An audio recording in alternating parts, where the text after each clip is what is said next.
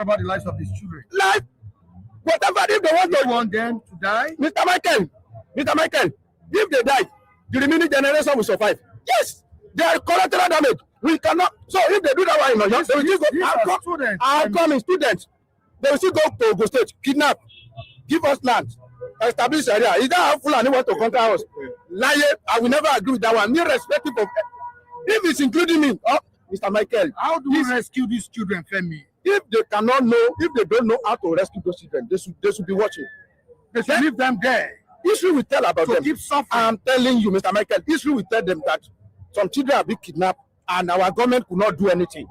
They are watching them. If they cannot, the same way government could do anything during Jonathan's time as regards the abduction of Chibok school girls. And many of them were scattered around the world. Mr. Michael, it will be, is it not recorded in the chronicle of Jonathan's achievements? That this is the mess. Rescue Chibok girl. It has been recorded in the chronicle of Tinubu that Tinubu in his own community, you know, it was in Borno, all the way from Borno. But now in Oyo, the neighboring state of Mr. President, some children and women are kidnapped, and our president cannot rescue them. If they have been watching all this day, the Mufti of Igboho will come out and be calling for establishment of Sharia law in Oyo State, and they will be threatening them. You can correlate a lot of information that are ongoing. What people are calling for establishment of Sharia. Look, okay, the other day when Sheikh Gumi came to Ibadan and they started meeting C2 and the rest of them, and they were started, and everybody know what Sheikh Gumi stand for. Our government, they keep mute. If what they are does, or what government is just looking for, if they grant them any unnecessary thing, it's a chaos. All right, we just escalates. Just a Chima says, Femi, if your children, I know that if my God forbid my children is dead, that's what I can do. Yes, those one that their children are realistic. Mr. Michael, those one that their children are there, what can they do? People that have been falling victim, what can they do? God forbid it's happened to, if it's happened to anybody, it's happened. I cannot now say because we have done so over 40 Mr. Michael. So because of that, they should give them, they should release that land for them. They should give them 1 billion and establish Sharia law. Then they will still go to Ondo State and do the same. Then the other, when they are now saying that they have achieved in that one, they subject the whole Nigeria to Sharia law. Oga, foul. If this government don't know how to rescue those kids, and the negotiation is open. They can negotiate, yes. They have made their demands. Oga, this one you can get. This is what you want. And government can tell them this is what you can do. This you see, this is our people from prison. Yes, we can give you this. We can. Yes. I go to prison. Yes. Nobody their people. Nobody said that they give government. Even the government money that they take chop. And release a lot of people for them. But if this government refuse to do the needful, this is how it will be continue to be repeating itself. It will continue to be repeating itself. And if they don't know how to rescue this and prevent the reoccurrence, okay, you are still going to, they are going to demand the head of president one day. They will kidnap you and they say, call the head of Mr. President and bring it inside the forest. Yes, Mike. When you said no negotiation, you shouldn't pay ransom. I'm not talking about monetary aspect of it. The monetary aspect don't meet all their demands. They don't accept all their demands at all. That's what Femi is saying. Definitely, those demands are outrageous. Outrageous. But what about the lives of these children? That's my point. I will not subscribe to anything that will jeopardize the life of the children. That will make that will make us lose those children. Okay. So whatever must be done that will keep those children alive is what I am for. As FM said, the negotiation is about they made their proposals known, so government can negotiate at that point since they have become so useless. Yeah, because it is their uselessness that has brought the nation to this point. The government. Yes, I'm talking about the government now. Because my plan, as I told you the last time, is that after this, what next?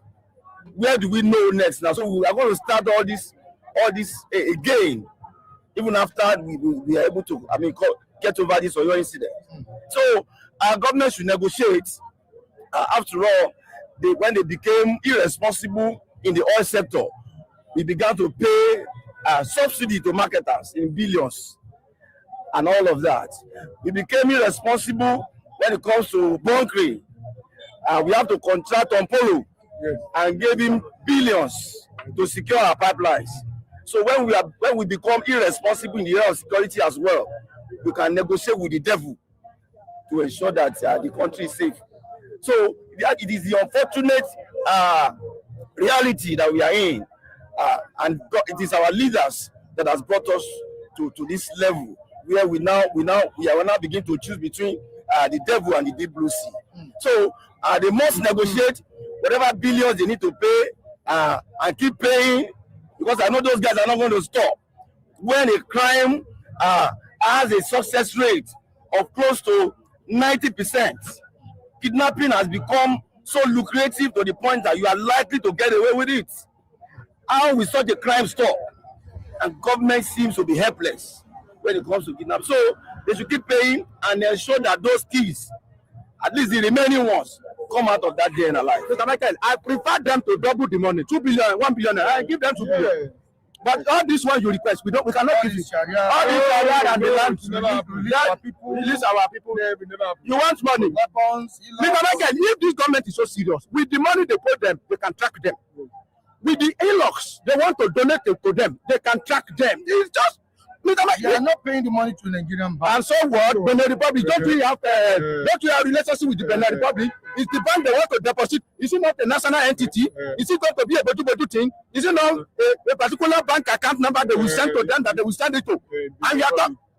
Tell me, is there any negotiation that people can have with Benin Republic that Nigeria cannot double it?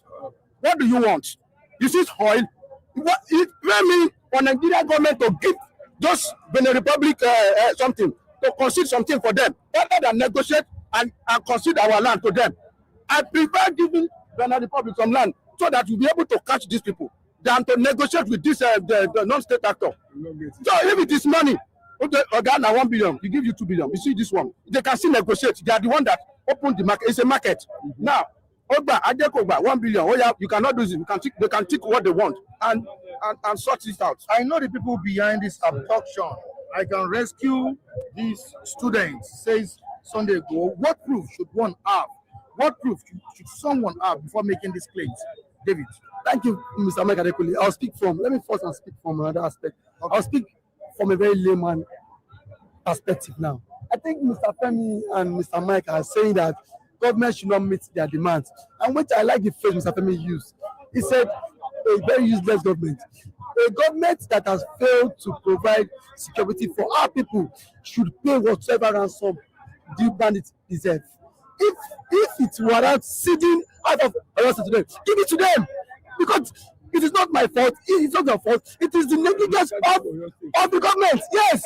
Now, for 2 years, bandits control Tampa local government. Toji Bello was collecting tax. Is that not a sign of irresponsibility? If Toji Bello, a terrorist, could control the local government for 2 years and was collecting tax, have the government not sent away that local government to the terrorists? What will remain? So, if it was my sister, if it was my own child, will you say, I will sit down and say, government should not sit away? It is always, it's just said and done. People who are not wearing shoes, no wearing shoe is putting them. They will tell the government, whatever they demand, do it, because it is as a result of their negligence. Now, the question of Sharia law, Sharia is mentioned in the Constitution 27 times. So they are asking for implement it, because already it's in the Constitution. If I'm doubting, you can debunk me now. There's no place in the Constitution that says that Christianity is mentioned. Sharia is mentioned 27 times. So they are fighting that implement it.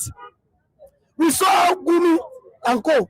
fought that there should be a Sharia court in Southwest. How many governors spoke that times? None of the Southwest governor was able. Okay. If Shemake said that, sir, if Russia is really allowed to happen. Now, after that move was made, after that move was made, the government was opposite. Nothing was being done. No fully that now it's an avenue for them to penetrate and place their demands on the government. So it's not look as if we are still in control of our sovereignty. We've lost our sovereignty. So ceding a portion of land to them, but for the use of the children, Mr. Right, to me, it is a local development. It's not I don't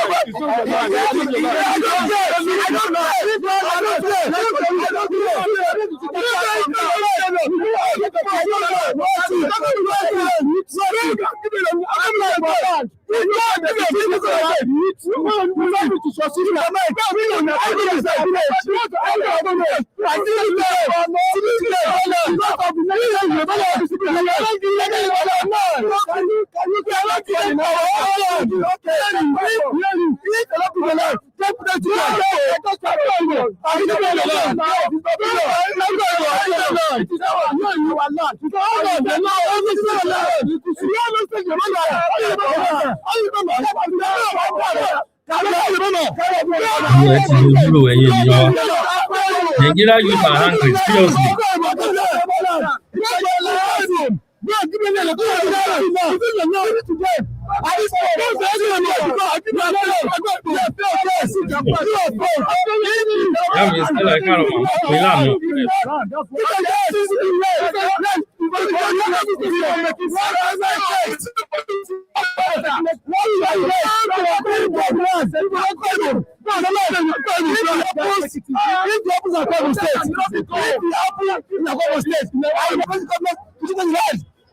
Because of the government of the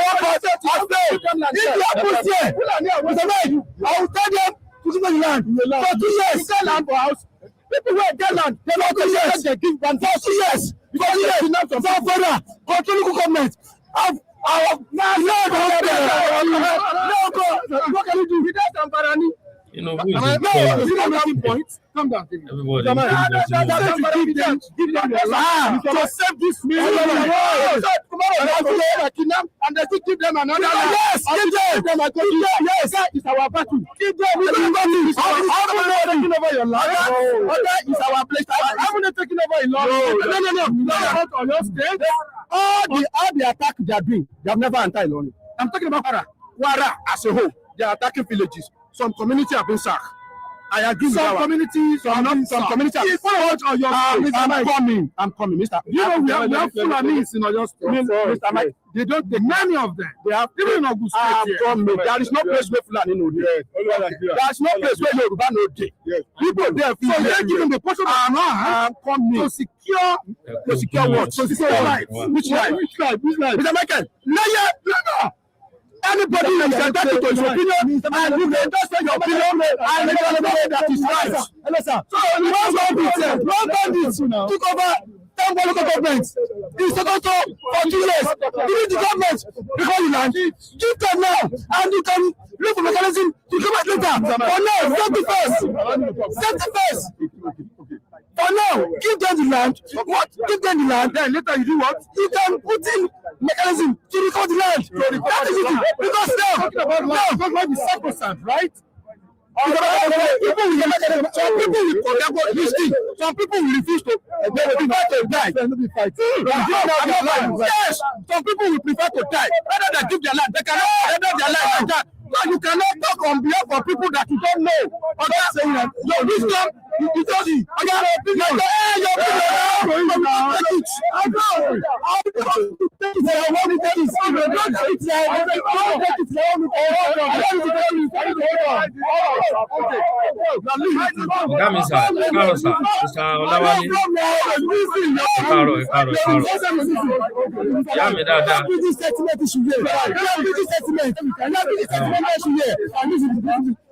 Mr. Mike, they are building sentimental issue here. Let us build this sentiment. We have a just cause. Mr. Mike, every Nigeria is made up of different ethnic nationalities. Nigeria is made up of Yoruba, Igbo, Hausa, Fulani, Ibibio. Ethnic nationality is what that constitutes Nigeria. And each of them has where God has placed them as a land where God has placed them. Yoruba is placed in southwest. Igbo is placed in southeast. This man is talking from Akwa State. He's not Yoruba man. So what is happening? If you want to give Fulani land, go to your state and give the land to Fulani. You are still Yoruba land. This man is not giving us land to this land. Hello. Yeah, from my column, you're not Yoruba man. Go to Akwa State. Go and give them your land. Go and give the land to Fulani. This is Yoruba land. And they are not taking an inch of our land. No, inch of land they will take. Not conquer the land now. No, I don't know. No, now they can't pick it. So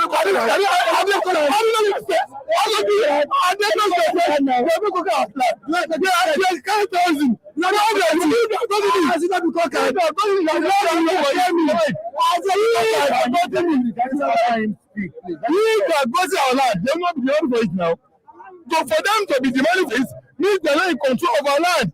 Mr. Mike, that's the truth. If they are in their control, would they not be used up as a demand? That's to tell you they're never in control of our land, and they will never control it. They will never get an inch of the land. They know it. So land matter is no issue. No issue.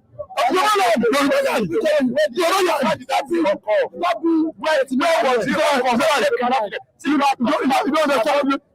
we are talking about life here. What's the No, that's the one that you want to sell land and leave cheated to work for the land. See, it's making a point. No, come down. Let me speak to see. It's making a point. See, I'm coming. I'm coming. Let us be sincere what we are saying here. See, somebody is involved. Life is involved here. Kids are involved here. Kids are involved here. Children future tomorrow. 40-something children inside the forest that are talking about land. There's more of us. I'm coming. Let me land. I'm coming. You said you are telling him to go to Akwa Ibom. If you have Akwa Ibom, if you buy land and life, there's a different thing entirely. One is 100% more important. How many land is that? We get millions of land, all the land. What about life here? Imagine being able to build an app with your name on it. Just by thinking about it. Meet Base 44, a complete AI creation platform. Àwọn nǹkan tí ojú wa ń rí lẹ́nu ọjọ́ mẹ́ta yìí, Nàìjíríà ti tán ẹ̀yin ènìyàn, Nàìjíríà ti tán. Mi ò rírú táìmù yìí rí. Ẹ bá ń ṣàkíyèsí, campaign ti bẹ̀rẹ̀. Ó yé wa. Ó yẹ kí gbogbo nǹkan tó ń ṣẹlẹ̀ ti yé wa. Gbogbo ọ̀nà tí Tinubu ò ní fi débẹ̀. Ìlú ò fararọ nígbà Buhari o. Buhari ṣe first and second term. Pẹ̀lú gbogbo bí ìlú ṣe le tó ń gbà yẹn. Kì í ṣe orí ti Buhari ni gbogbo eléyìí ti bẹ̀rẹ̀, ṣùgbọ́n lóòótọ́ ojú àwọn èèyàn rí.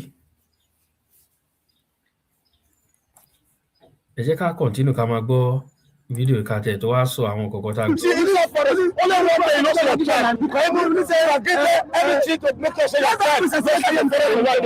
Now, today I said this captivity 21 days. See, there is a solution. And that solution come. Okay, what we go do? Okay, land. See, you can give land and collect it back later. Thank you. You can give land and collect it back later. It's a negotiation. See, don't you know counter-attack? You don't know counter-attack. You didn't know the meaning of counter-attack. I give you all you want to the rescue of my children. At the end of the day, you can take 3, 4, 5 years, you will take that thing back. Yes, see, you can't. Your children, after the children have been released from their parents.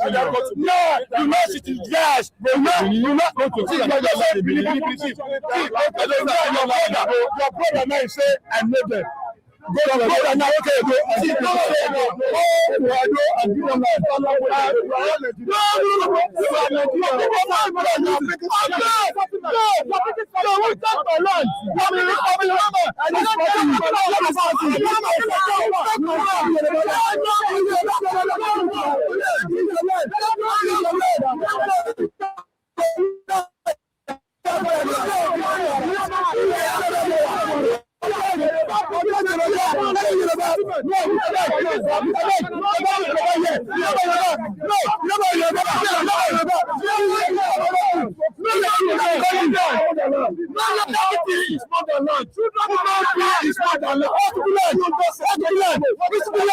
What land? What is land? In the land, the development there. What land?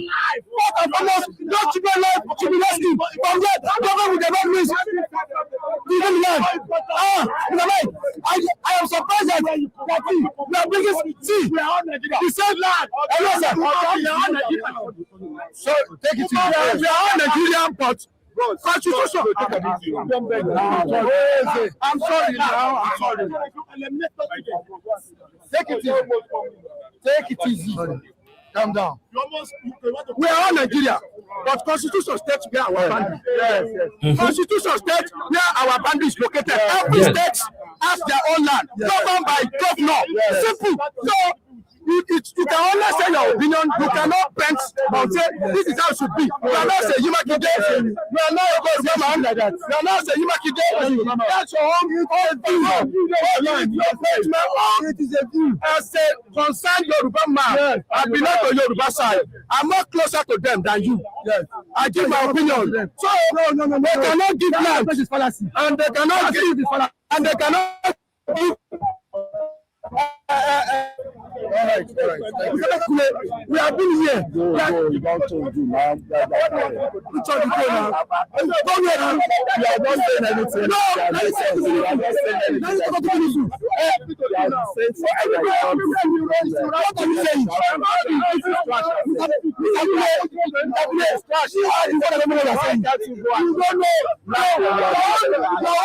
it happens here tomorrow, I'll see advise that government should recognize them. I will always advise governor, hey, where you? As bad as the land, as bad as Yoruba land, I don't to get there. If I did not get to there, I'll tell you go. Yes. Where can you from?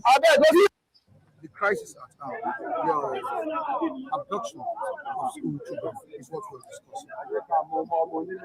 These terrorists came up with their demands, but it seems that these demands are very, very outrageous. What is it? What's the take on it? Well, I think we should ask ourselves questions. Tí a bá ka ìwé ìròyìn lénìí, Where is tá a bá gbọ́ ìwé ìròyìn, tá a bá gbọ́ ìròyìn láàárọ̀ To yìí, rescue these children. ọ̀rọ̀ tí olóyè sọ lánàá, tí ń sọ pé wọ́n máa wá question olóyè lórí ẹ̀. What approach can we use? Ọ̀rọ̀ yẹn lánàá mi o. Mike? They are the ones that refuse to rescue the children. Àwọn ará Nasarawa ti ń sá fìlú sílẹ̀. Government themselves refuse to rescue the children. I asked the question, where is Lee Shaibu? Where is she? 16 years after, she has been forgotten. Mike, if you look at those demands, are they new demands? Are the demands new? Are they not known demands? Is it what the federal government cannot afford? Why are they on the defense side now? When the issue of Ruga came on, grazing routes, some people supported it. But we are only sharing this opinion here. If you go somewhere else, where Muslims are dominant in Oyo State, they will tell you they want Sharia. Mm-hmm. That's it. That's it. You understand what I'm saying? They will tell you they want. They will tell you they want. That's it. That's it. Majority of people in Oyo State, they are Muslim. What do you expect? Not those children. Eh? Government. Yes, they are the one. So Igboho is right by saying he knows politicians are behind this abduction. What did Wike say in the time past that he will make Oyo State ungovernable? Did Wike make such statement? One said, Did Wike threaten Seyi Makinde? at some point, that was last year? This kidnapping came very close to where when Seyi Makinde almost about declaring his presidential ambition. That is one. Two, You accusing Wike? see, we are talking about What are you trying to say? 45 children. No, you said Wike said. Of course, no. Yes, and Are you saying that Wike is the one? Wike should be invited to explain the meaning of that statement. Wọ́n invite àwọn èèyàn Nàìjíríà. The Fayose said Olóyè sọ tí wọ́n fẹ́ invite some olóyè. days ago that Wọ́n she fẹ́ invite Makinde olóyè. orchestrated the Wọ́n abduction. invite gómìnà. Fayose should also be invited. Ọ̀rọ̀ tí Fayose sọ ní last time, wọ́n invite ẹ̀. The man that said that if he didn't bring Sharia in Oyo State, everyone will fall, should also be invited. Mike, make we know the waste our time. What about Igboho that said he knows those politicians and he can mention their names? The worst way Igboho Should he be called for questioning too? Of course, anybody that makes a kind of statement should be able to say, okay, bros, you want to tell me that the information you will have, that the DSS does not have it, the government does not have it. I'm asking you. The government don't have it. It's only Igboho that have it. Yeah. That knows who and who involved. know. Based on that statement of Igboho now, I'm not saying that there was a time we came make such statement. Abi? So they should all be called for questioning. They should also, All of them. bros, let me tell you, see, government should stop playing as if they don't know what is on ground. They pretend a lot. That's Nigerians. It has been my opinion. Everybody who knows about Buruburu, you come back to where the whole thing started. Olóyè sọ̀rọ̀ Oh, you know very clearly that to give Fulani land, those ones that are demanding that land, have you found out whether they are actually Fulani people? Give us land. Give us 1 billion naira. What is, well, no, calculating. The Republic account. Yes, you can pay anywhere. They pay to South Africa, pay to account, Saudi Arabia, pay to Lebanon, pay to Iraq, pay to Iran. Are you not see? Give us vehicles. Nigerian government, boss, Nigerian government went and contracted a terrorist nation to come and take care of our security here. Bros, who don't know? See, I keep on saying it. I'll be saying it. In Enugu State today, Mike, I'm telling you, there are communities the police and army cannot access.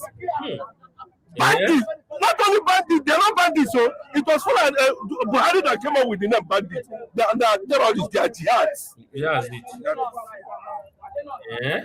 And you, when Buhari was warning the media, let's change the narrative that they are not jihadists, they are not this, they are bandits.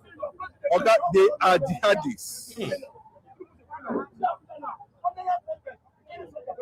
Those who invited to me, those who is saying that Oyo State, what is government doing about it? And that is the question. That is the question. So they are part of it. They are the one that refuse to go and rescue those children. Government refuse. Not the same thing they do to she. Lee Shaibu. And Lee Shaibu will be rescued. Where is she now? We are here talking this and that. Until we come to the drawing table. Mike, you know that if you've known my position on this kind of issue, there's no two ways about it. I sat down for years and listened to Pa Ayo, the late Pa Ayo, analyze this thing bit by bit.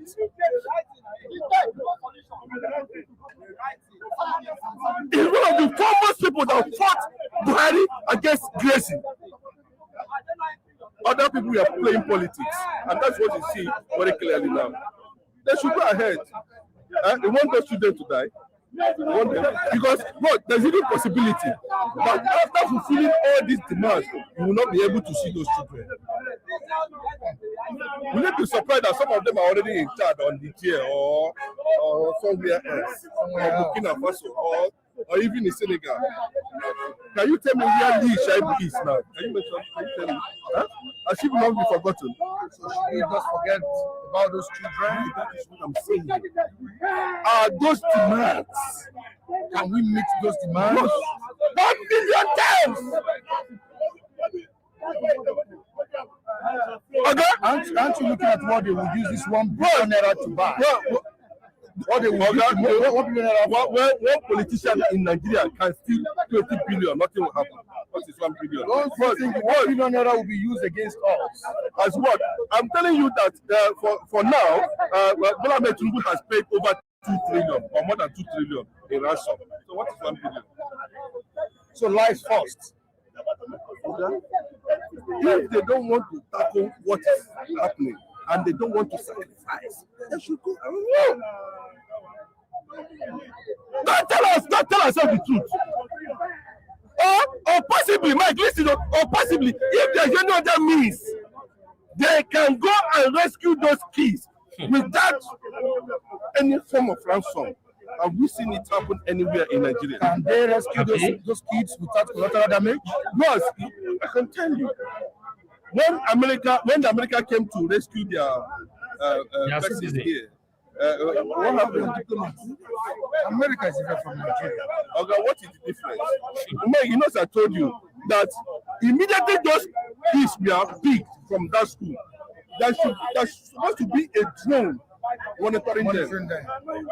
But there was nothing like that. No, and we have said a lot of things in that regard. Monitoring them that they will not be able to see. There are drones like that. But what do they prefer? They prefer subjugation. That's what Nigeria prefer. Subjugation. Now, is it not very clear now that Sharia is one of the conditions why Nigerians are dying every day? Has it not become very clear? Now that we will even be monitored as long as those children come back alive. But Mike, I told you they still struck in Ogbomosho. Yes, Mike, imagine if a situation, God forbid, one of the son or daughter of this, I like that one Adelobu, former power minister, was also picked. Okay, these guys are already testing the ground. I'm telling you, they are testing the ground. But I know that the question is, if, God forbid, any of the president's son or daughter is among those children that were picked, would you have seen a very active response to make sure that everybody is rescued? Would it have been anything like that? Or they would just, the whole military structure would just close their eyes and watch the president of Nigeria, the son, being taken away? Right. There's a whole lot of things, suspicion around this. We have someone that said you can rescue these children. See, Ross, let me tell you, I cannot trust Sunday Igboho. You cannot trust him. No, I cannot trust him. He's not a straightforward person. And to an extent, he has compromised. You know, and if Sheyi Makinde think he can do that, for someone to say it publicly, that's what you can rescue those children. Did you know that if he goes there and fair, he can bring up an excuse tomorrow, and you will not blame him. He has collected his money.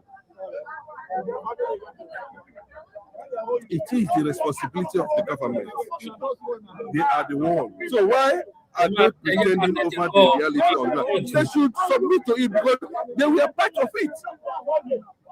That's my take. They were part of it. Yesterday, it's in everywhere now. Nigeria don't say bye after how many years? Don't be surprised. Don't be surprised. God forbid. Those kids, we don't even know where they are. We don't know whether some of them are in Nigeria or they have taken them beyond the borders. It's unfortunate. Thank you, Mr. Meka. For what Oloye said, that question you asked him, that can Sunday go be trusted? For me, Te vienes mañana a un outlet secreto que conozco en Brooklyn. De esos en los que entras y ¡pup!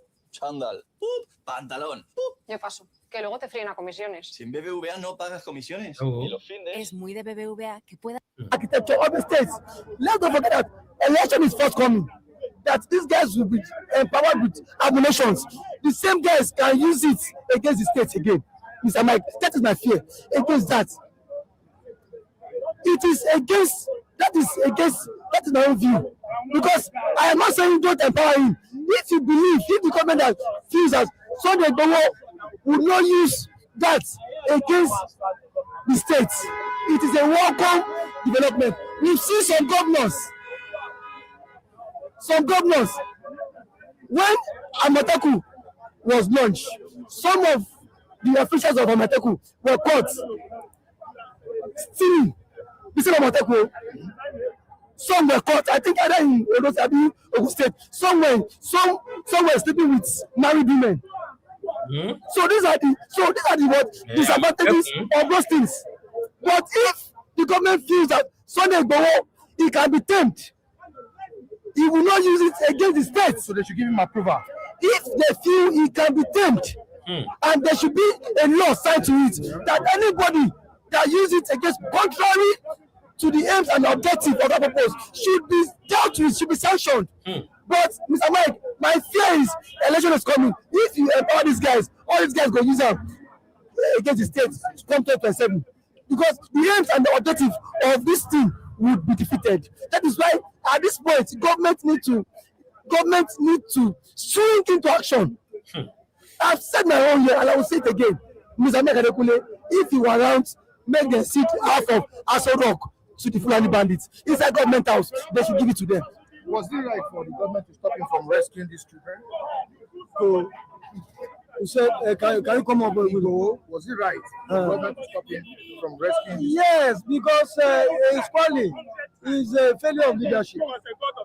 For somebody in that persona to have come out that he is going to do that. If you are going to do that, there are ways you have to go about it. But I'm afraid the Nigeria project is laid on a faulty premise. And the late Margaret Thatcher once said that crime flourishes in crime flourishes. Excuses flourishes in a culture of crime. You understand? But what I want to say here is that as well as people are clamoring that they should do the bidding of giving money to all these bandits or terrorists. It's easy to say. When you give a cup of palm wine to a monkey, collecting it becomes so difficult. And it's like bandaging a festering sore. You see, what Nigeria should be concerned with now is that check from day one, when Nigeria came to be, Nigeria was already circumscribed by the colonialists into one territory. And they never took into cognizance our diversity. And that is why all these problems that is coming up now is as a result of that. It was not well thought out. But when you look at the entire thing as currently in place, you will see that now is a counter argument to allow a festering of plethora of militias. If you give Sunday Igboho that lead to also come up with an outfit, somebody somewhere in Calabar or in Kanuri can also do so. We are all witnesses to what happened in Castina also with Toji Bello.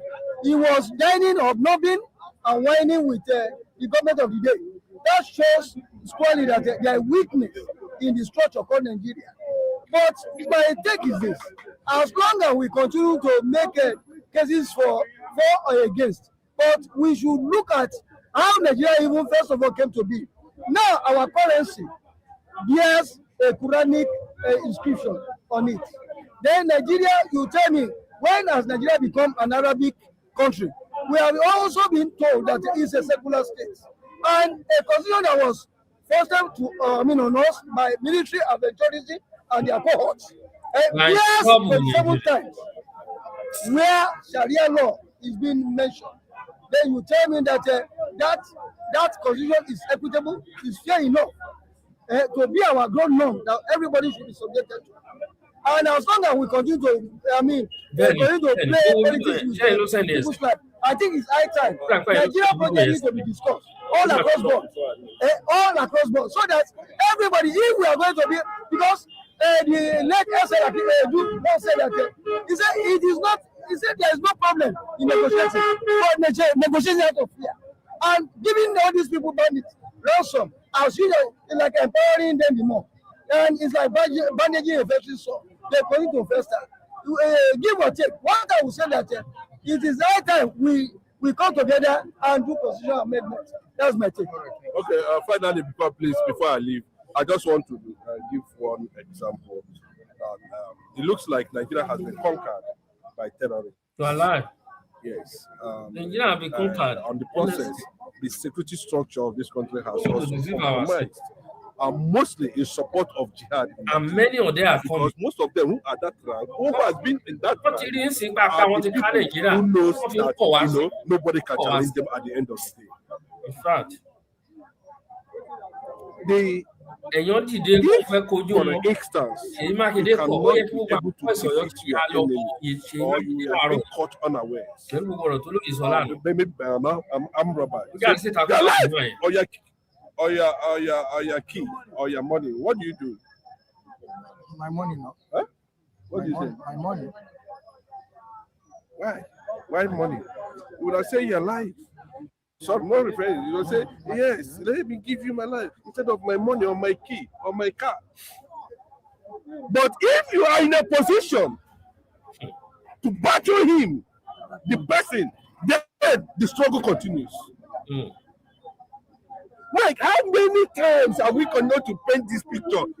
Kidnapping here, on top of the situation, on top of the that, on top of that, on top of that.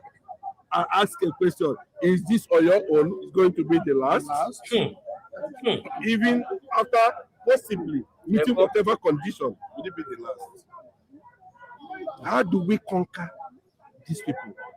Mike, it's not the people that are in the bush or they are going to kidnap, they are carrying out this operation. They are not the problem. The problem are the politicians who are in Asoro financing them. In fact, Let's have your own take on this.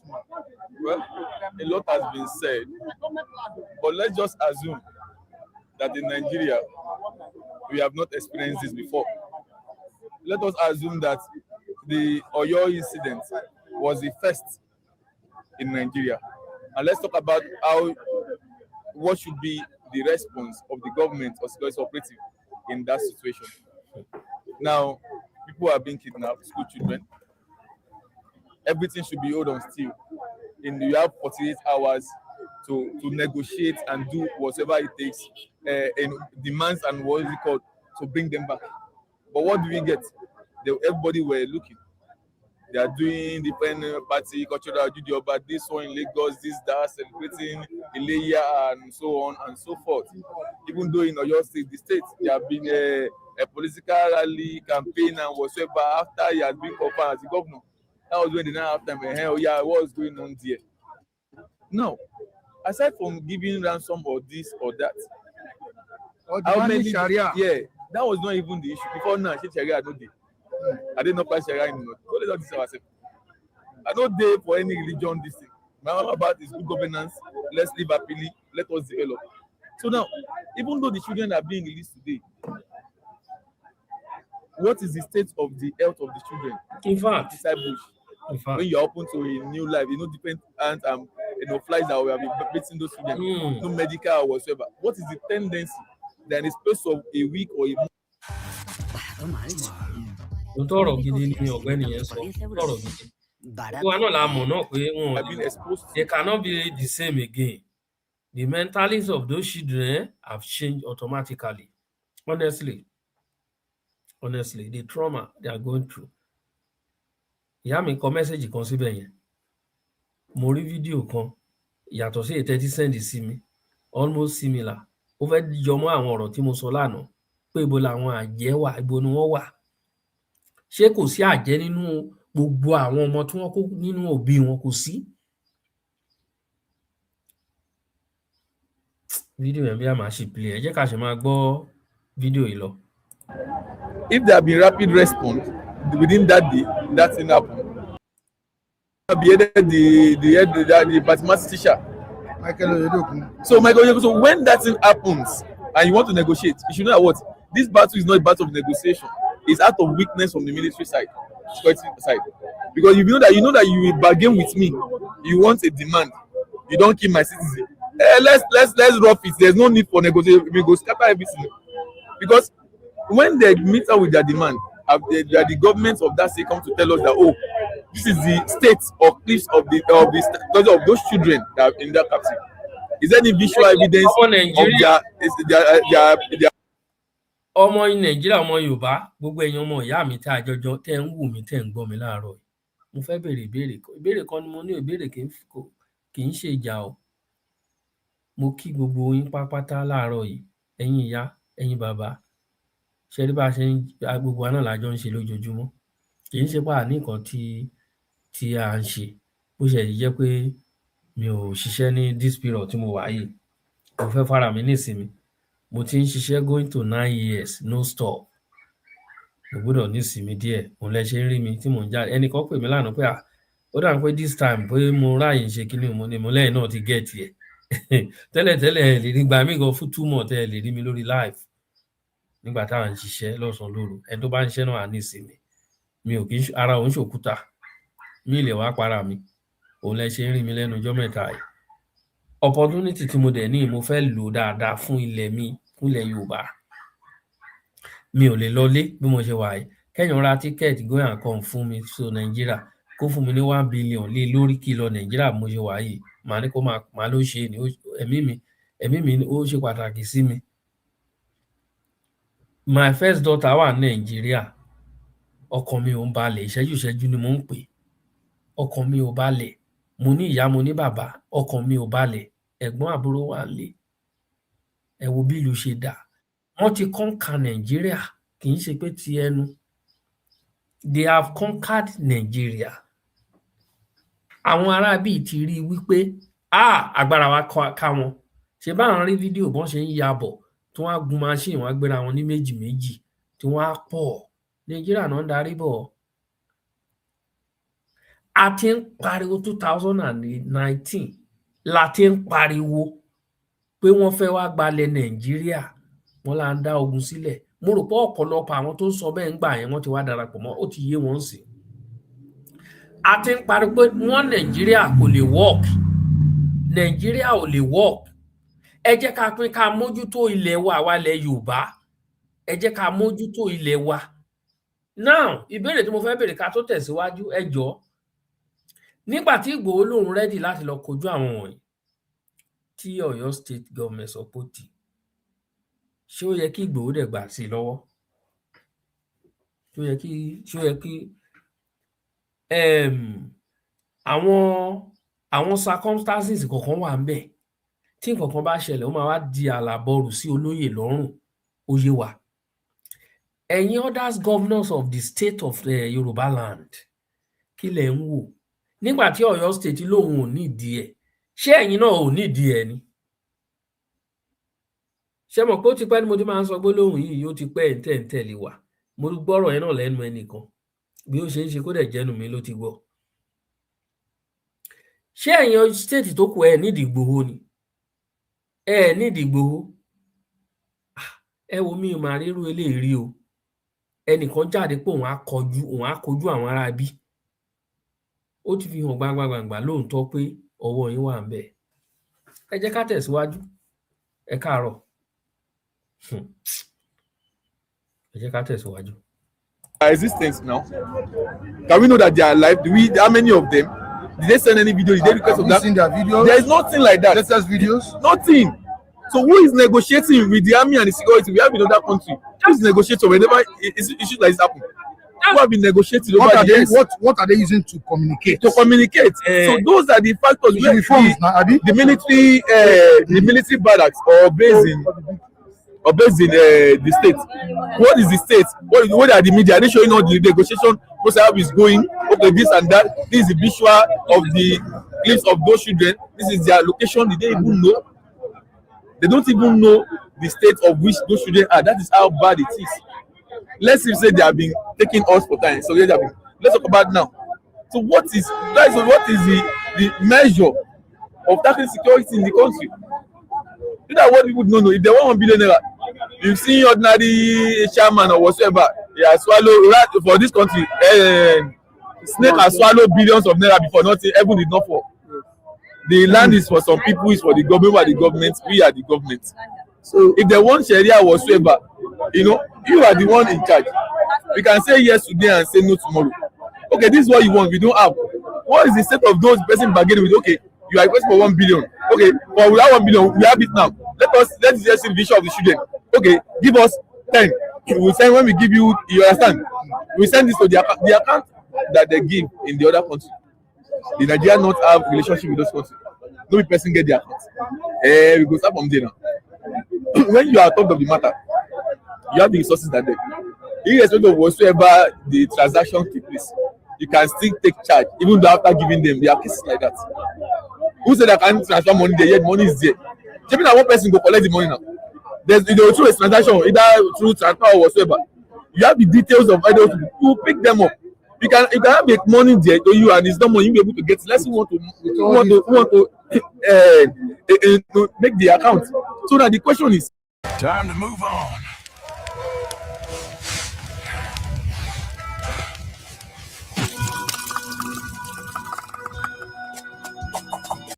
Mr. Mike, we are ready to release this. Please, don't use that language. Don't use that word of outrageous demand. There's nothing outrageous about it. Let's There's nothing outrageous. You don't get your land. Ordinary, which one? What's land? How many? Wait, David. See, let's leave all these things. Let's take emotion out of this. I've given you a practical something matter. You're talking about terrorists. What is the essence? You understand? It's two ways. Either they go clear the whole thing. We know that what those people, both the children and the terrorists, clear them together. Wait now.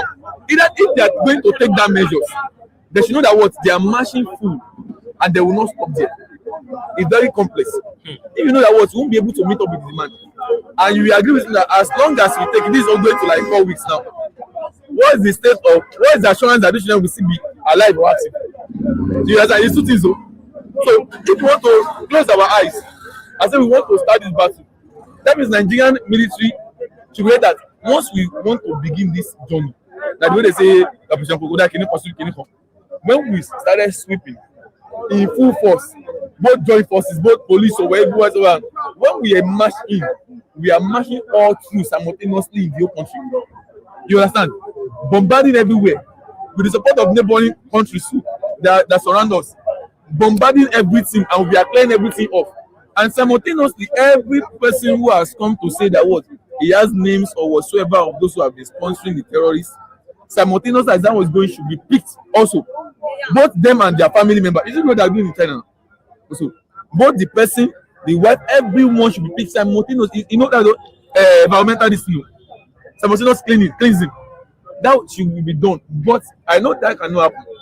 The body language of the government is not sure that they want to do that.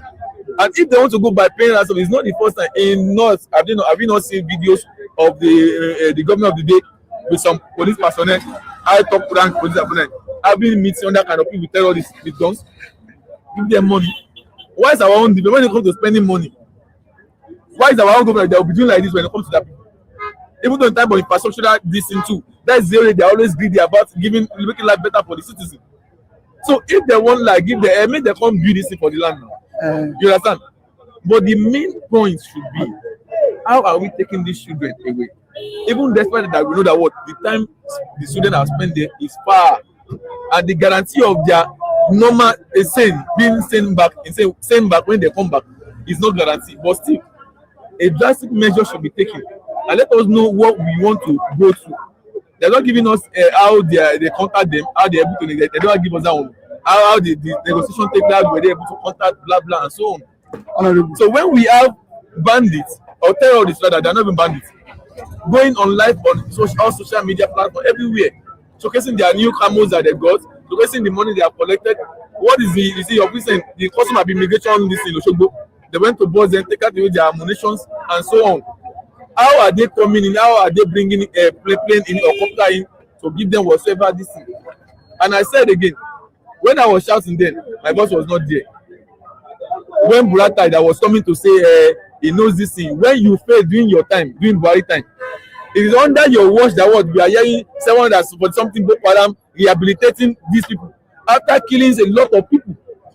And when you are doing your operation, sweep this thing, be crocodile this thing, you know what you do in this. That's my clear people off, shoot aside, papa, everybody. You could not do that to those people. You know, one where you go so green and white for them, say, Kilonja repentant at what age? You know, every man like this, like Mr. David, I tried to join terrorist, be a terrorist today.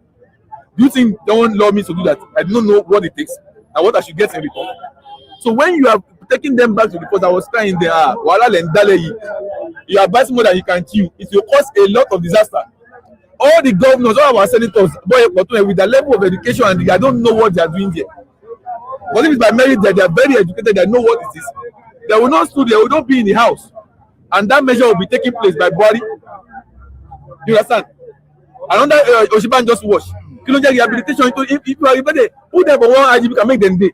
Money on them for years. And if you want to neutralize them, you have to come to the year. It's happened on that country, nobody will bring the news. And you not put those people inside the military. I mean, that even Southeast people here with their BSc results, and so they are unable to even join the force and serve the fatherland. In matter of gold. Are you not telling me, and you're not telling me, someone say they are more in the government? Okay, how did they more? Cannot be them bring the more. Oh, you're asking me how did the more get to? Who are the most? Are they not? Not be used, they just sit down. You bring them to join the military force, to join the police, in the matter of gold, with no participation, with nothing. So you're not asking me that how did they get the more? And you're telling me the president does not know what to do. You're telling me the state of emergency by now should not be declared in that state. We are saying Rivers State because of one arm of alone crude oil. What does not make sense like that? When talk about lives and property, is it not very much important than any natural resources or whatever money or property you might build? Mr. Mike. So which one is more paramount here? So when you are declaring that when it comes to political benefits, is it to the state of emergency? But people like say like Kwara and Oshun and Oyo, Ogbomosho, everybody they look, it does not concern them. It goes beyond the protests that people are going. Same way people are protesting, same way people are going back on their daily job, it does not concern them. Yeah. But it's going to touch everybody. But before it touch everybody, you understand? Let us find a way to put an end to this. And let us know what the government is doing about this. All right, thank you so much. Okay, thank you, Mr. Michael. Lastly, before I go, I want to say this and state this categorically that the reason why I said that the land should be seated was the fact that yesterday, the first lady of Nigeria, Tinubu, launched a movement for her husband, touchdown bearers. She was sharing cars to APC market, APC women leaders, APC women leaders. So APC women leaders, she was, the videos are there online. She launched a movement, touch bearers, tag touch bearers, and every women leaders in each state were being presented with cars, different kind of cars. Now, ever since this issue of your abortion happened, how many times has the president summoned the service chiefs? Just once. Is that what serious government? Just who is supposed to be meeting with the service chiefs every day? Who is supposed to be meeting with service chiefs every now and then? But every day. Now, yesterday at about 10:52 p.m. yesterday, Bayo tweeted on his Twitter handle. He said the federal government has opened means of communication for them to negotiate. Sheyi government too has opened means of communication. Both the federal government and the state government are not working together. Both our government are working differently. So how do you think success will be recorded in this? If there's unity, they are bringing in politics. Sheyi Tinubu said he will reach out to them. The federal government said he will reach out to them. All of them, both the state government and the federal government, want to claim glory of the unity. Sheyi want to say that he is the one that rescued them. The federal government will say that the federal government rescue them. How long can we continue this thing? And now, 2 weeks now, we don't know what has happened to them. And now you are saying that land should not be ceded to them. If your land in Nigeria needs to be given to them, they should give it to them. And let them come out. Okay. Thank you, sir. What I'm going to with is this. Those who say not at all should not be encouraged. This is going to hear me. Okay. Hear you. Okay. He said those. You don't need to point at it. Mr. Mike, those who are saying don't state actors should not be encouraged. I disagree with them. The oil pipeline in the south, there is no blow up of any of our oil pipeline again. Why? Because Tanita security system of Tompolo It's on ground. and so on ground. You could tell people in different area of south where the pipeline passes through. So we have got to the point where literally anybody can build a fully working app without knowing how to code. This is so Sunday Igboho or any other security outfit, any state, no state after that, we know probably record of integrity, dignity, and and reliability. We can collaborate with them. So so that they can help us in improving our local security, because all this is happening at the remotest part of our land.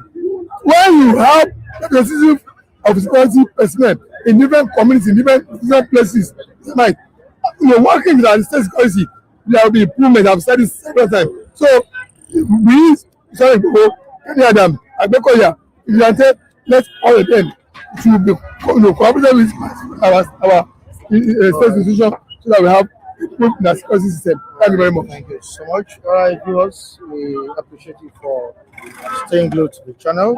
We'll be back here tomorrow with more interesting topics. All right, this is Chima. Thank you for your engagement. Gio here, DKNY, good boy, Andrew Hunjimi, Antnam. Yeah, Antnam, it's been a while. Good morning. Welcome to the platform. It's been a while, Antnam. Thank you for joining us today. All right, Odunlade Taiwo, all the way from UK, also joined us Sunday. Thank you. Rafolu from UK. Okay, great. From USA, thank you so much. And to the rest of the viewers, like Amos, Nathaniel Abu, Augustine Ifemoni, August Isiaku. Èèyàn wa gbogbo mo kí wa nílé lóko níbikíbi tá a wà. Mo fi tọ̀wọ̀tọ̀wọ̀ mo kí yín o. Bí fídíò yẹn ṣe ń lọ lọ́wọ́, èmi náà fi style mo fi ń rúbọ ẹnu ń bèbà ni. Ó ṣàṣìyé wa. Mo fi style mo fi ń rúbọ ẹnu. Kò sí ojoojúmọ́ kan tí a kì í rú ẹbọ. Tá a ṣe ń fi oúnjẹ sẹ́nu ẹbọ nìyẹn o. Tí ò bá yé wa, ẹ jẹ́ kó lọ yé wa bẹ́yẹn. Mo kíra mi pé àgbà bíire. Ẹ wá jẹun, ó sì kúnlẹ̀ o. Ẹ má sọ pé bóyá ẹ kí nílé mo ń jẹ ẹja tútù. Ó ní.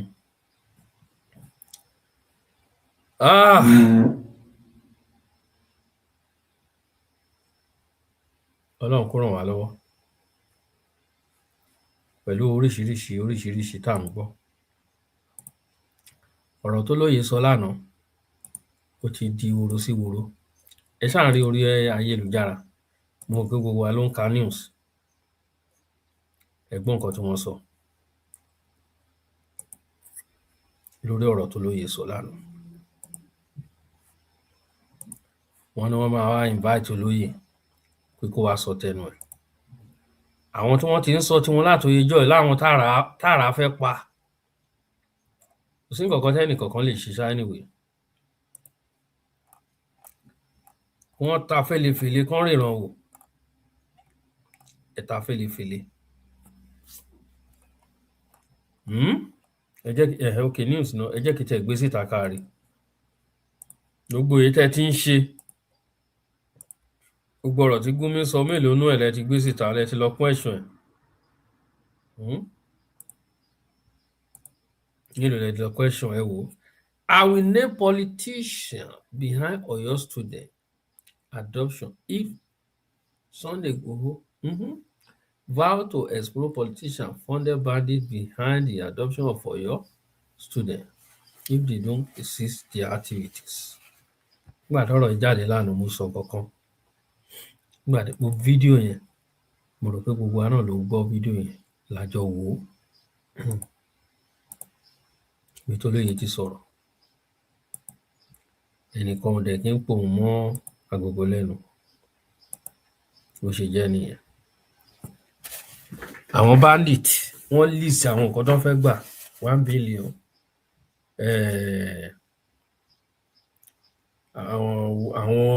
Àwọn weapons, àwọn nǹkan ìjà ogun, owó concession on the future Nigeria law.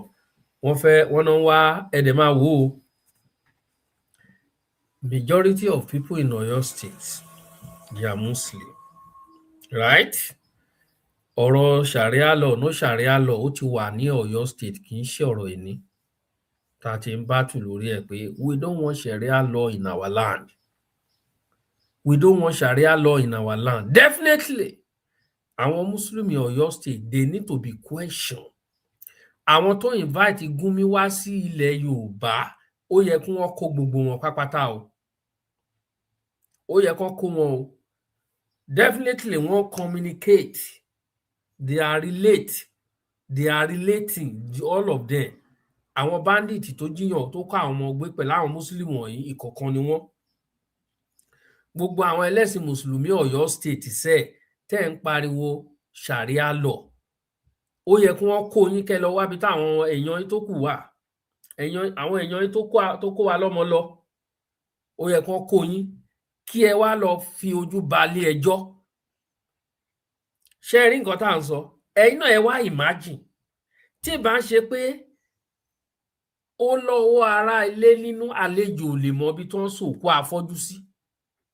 Nígbà tí ẹ̀yin Mùsùlùmí Ọ̀yọ́ state tẹ́ ń pariwo Sharia law, àwọn agbésùmọ̀mí wá lọ kó àwọn ọmọ, wọ́n kó wọn lọ sìn. Àwọn agbésùmọ̀mí wá lọ ń demand fún Sharia law ní Ọ̀yọ́ state. Ṣé ibi tá a gbé obì sí òbí ò sí lálẹ́ o? Kí la wá dúró dè? Mufti Ìwó, kí lẹ ń dúró dè tẹ́ ẹ lọ gbé? Mi ò ṣe bẹ́ẹ̀ morúkọ wọn, mi ò mọ̀ bẹ́ẹ̀ morúkọ wọn, àwọn cleric Ọ̀yọ́ state yẹn, kẹ́ bá wa máa list ẹ̀ síbẹ̀ ní kọ̀ọ̀kan ká máa pè síta. Ó yẹ kán lọ máa pick yín ní kọ̀ọ̀kan ni, including kí náà ti ń porúkọ ẹ̀, gbogbo àwọn tó wà ńbẹ̀ nígbà tí Gumi wá, Oríyọmí Hamzat tó wà ńbẹ̀. Oríyọmí Hamzat, ó dà, ẹ jẹ́ kí tẹ̀ ṣẹ́ bí àmọ́ ní fọ́tò yẹn, ẹnìkan ti send ẹ̀ sí mi rí. Olówó Èkó send ẹ̀ sí mi last time, yẹn check ẹ̀.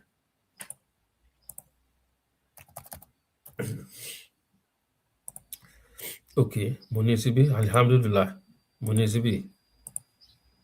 Bí èdè àwọn ẹlẹ́sìn Islam, alhamdulillah, àkókò mọ̀ nǹkan tó ń jẹ́, mọ̀ nǹkan tó ní mí ni. Ṣé rí wọn? Ṣé rí wọn? Oríyọmí Hamzat lẹ́wọ̀n yẹn o, tó wọ short hand yẹn. Oríyọmí Hamzat Ọ̀yọ́ ń pè ọ́. Ṣé rí Mufti Ìwó oníbẹ̀lẹ́nu? Ẹ rí wọn. Gumi ló ń sọ̀rọ̀ tí gbogbo wọn focus sí dánwò yẹn. Gumi ni bàbá wọn, olórí àwọn agbésùmọ̀mí. Ó mà ṣe o. Nísìnyí mo rò pé ó yẹ káwọn ọmọ ẹlẹ́sìn Mùsùlùmí tó jẹ́ ẹlẹ́sìn Mùsùlùmí òdodo kọ̀ọ̀kan, mi tí jẹjà mi yẹn tán ni, ó ní mo fọgbọ́n wò lẹ́yìn. Ẹ má bínú. Ó yẹ ká wá nǹkan ṣe sọ̀rọ̀ yín o, including Olúwo. Kí ni mo sọ? Including Olúwo, òun náà ní relationship pẹ̀lú wọn.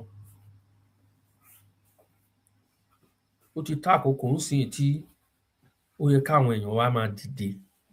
Olúwo, nígbà tó ti ń sọ kọ́tọkọ̀tọ lẹ́nu nígbà yẹn, gbogbo nǹkan ara ẹ̀ tí ẹ̀rọ lẹ́nu ọjọ́ mẹ́ta á máa gbúrò ẹ̀kẹ́, ṣé ò sí?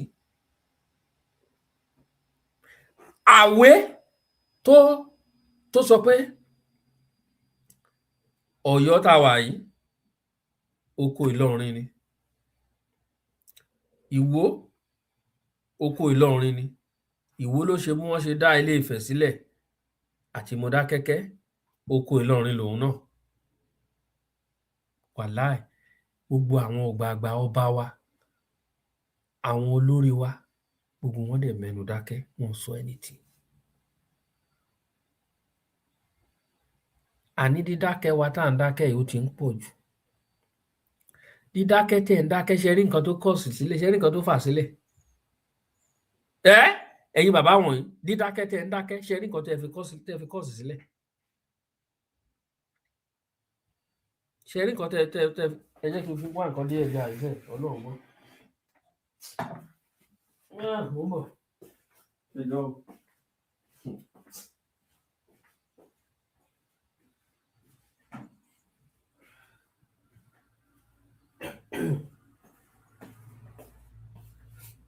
Ọ̀rẹ́ mi díẹ̀, mo ti jí exercise.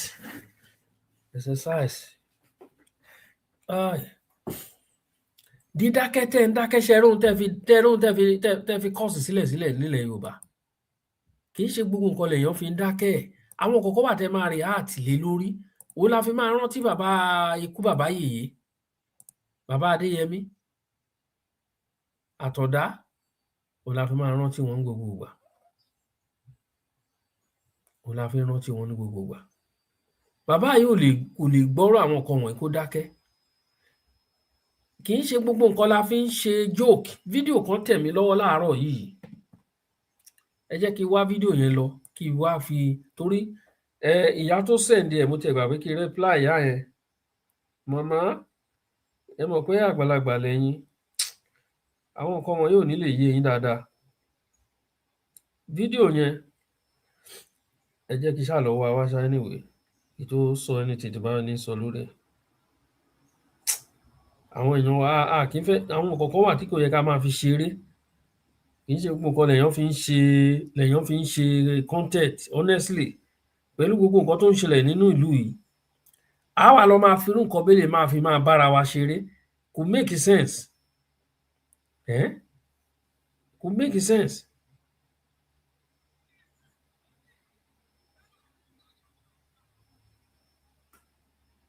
Ẹ jẹ́ kí play ẹ̀ wá o. Ṣe mí láàánú mi mọ̀ bí àwọn èèyàn wa ṣe ń behave bẹ́lẹ̀. I don't know. Àwọn ọmọ kéékèèké wọ̀nyí tó ń create content. Ó yẹ kó wá nǹkan ṣe sọ̀rọ̀ wọn o. Àwọn fake news tó máa ń gbé síta ń gbà míì. Ẹ wá máa worú eléyìí nsìn. Ṣé ẹ sọ fún mi pé eléyìí wà? Ṣé ẹ sọ pé eléyìí rí? Ẹ jẹ́ ká wo fídíò yìí o. Ẹ sọ pé fídíò yìí rí nsìn. Andy, Hella, Kuba Shamba, fella, Wuru ni, Hella, we dey come for you. We don't enter Lagos. We don't enter Lagos, Hella. Hella, see on the bush we dey like this now. We don't enter Lagos. See our house for your fella. We don't enter Lagos. Kuba Shani, Mom Kitchen, fella. All the money when Tommy Dubai don't give you for TikTok, you go come give us our own share. But fella, if you come carry you, fella, you go split tire, you go pay $1 billion ransom. Mom Kitchen, fella. My name now Usup Mohamed. I dey come for you, fella. Bandits. Bandit! Bandit! Bandit! All the money when Mafian goes don't give you fella, you go from all of them. Bandit! Okay. Ẹ̀yin èèyàn mo fẹ́ kí ni perspective yín lórí ẹ̀? Ṣé fídíò yìí rí? Ẹ̀yin ọ̀jọ̀gbọ́n, àárá àwọn ìyá mi tó ń comment bí wọ́n ń sìn wọn lè mọ àwọn nǹkan wọ̀nyí dáadáa. Àgbàlagbà làwọn. Àgbàlagbà bí tí wọn náà ló send ẹ̀ sí mi láàárọ̀. But bí èmi ṣe meet mo kàn tẹ̀ ń ṣe nǹkan míì ni. Ó dà nígbà tí mo ṣe exercise ni. Mo wà lórí máa ń ṣe mi báyìí. Mo wá ń play ẹ̀. Ọ̀rọ̀ bọ́ yẹn sọ ẹ̀ lè mímọ̀ pé eléyìí kò ń ṣe rí kò rí. Àwọn ọmọ Yorùbá ló ń sọ̀rọ̀ yẹn. Bó tẹ̀ ń ṣe ọmọ Yorùbá wọn ń ṣe bandit. Wọn ń ṣe bandit. Yes. Ó lè gbọ́ Hausa but wọn ń ṣe bandit. Ṣé gbogbo nǹkan lèèyàn fi ń ṣe content ni? Ẹ wá lẹ fẹ́ lọ gbé ọmọ lọ́mọ. Irú rubbish wo ni? Pẹ̀lú gbogbo bí ìlú ṣe le koko yìí. Tí ìlú ò fara rọ. Bandit ti take over Nigeria. Àfi tá a bá ń tọra wa lókù náà. Àfi tá a bá ń tọra wa lókù.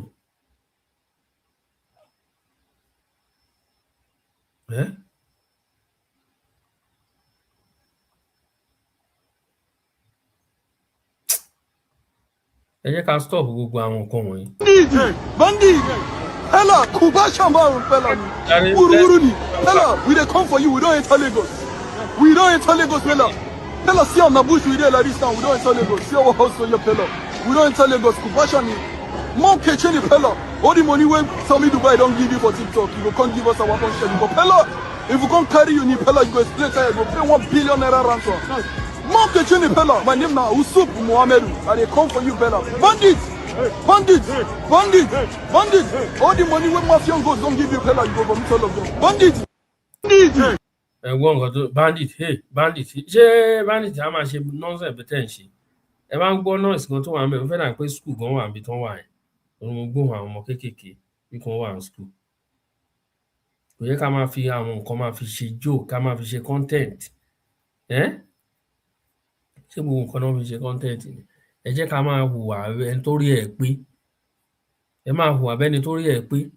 Ara everybody kan. Ẹ gbọ́ ọ̀rọ̀ táwọn èèyàn ń sọ lẹ́ẹ̀kan lórí live tá a gbé yẹn. Ẹ gbọ́ nǹkan tó ń sọ. Lóòótọ́ concerning ọ̀rọ̀ Olóyè. Ṣé ẹ ṣe rò pé àwọn èèyàn lè support Olóyè? No. Èwo tí leléyìí o. Breaking news.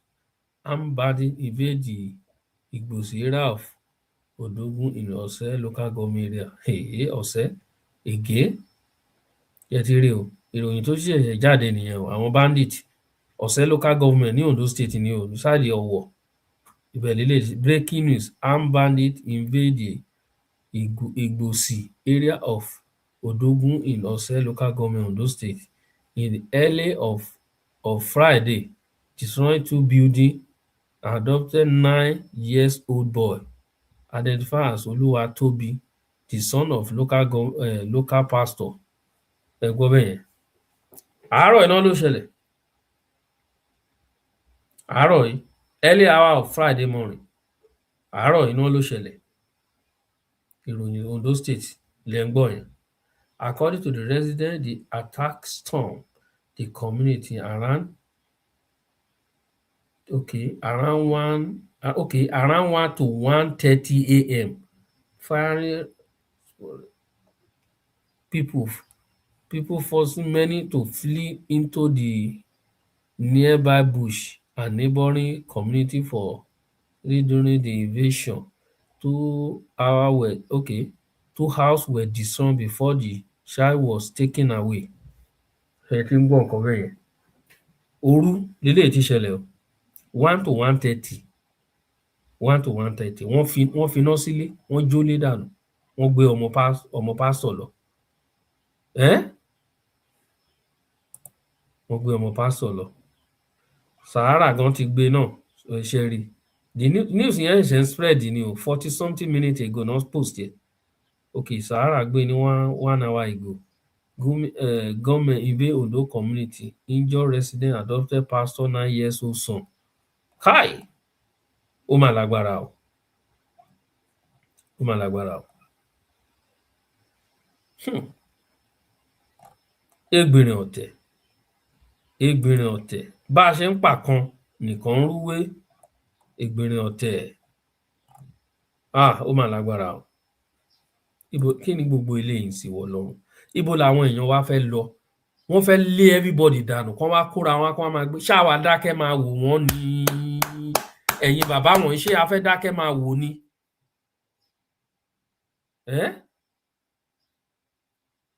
Ẹ ti wo eléyìí ńsìn. Another one tí rèé o, but kì í ṣe ilẹ̀ Yorùbá. Army men suspected to be bandits have abducted 6 persons during a late night attack on Ogbomosho. This in Wasugu town, Wasuga, district of Dako, Wasuga local government area of Kebbi State. Kebbi leléyìí ti ṣẹlẹ̀.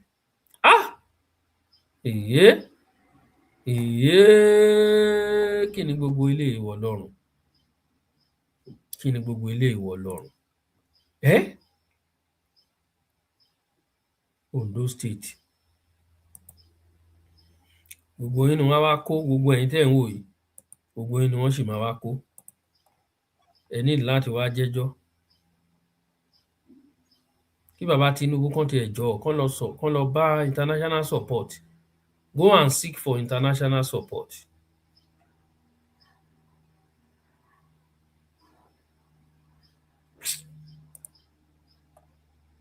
Okay, ó dà pé pastor ẹ jẹ́ n ka news yìí díẹ̀.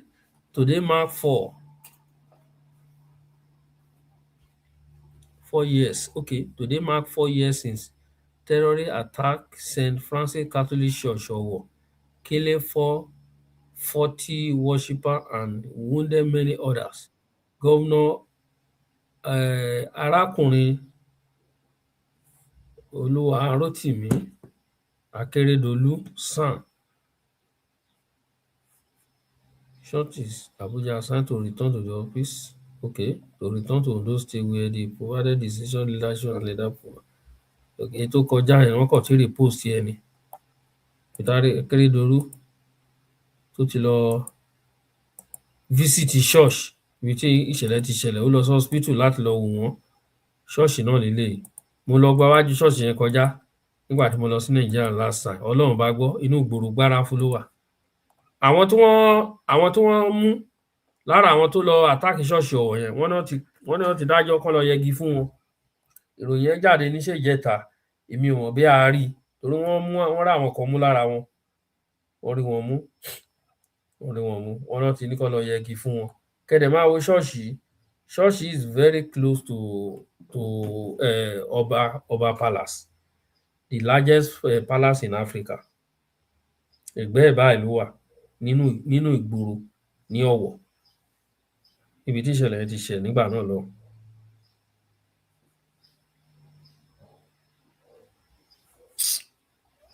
Ó ga ọ́. Ẹ̀yin ènìyàn kí la fẹ́ ṣe?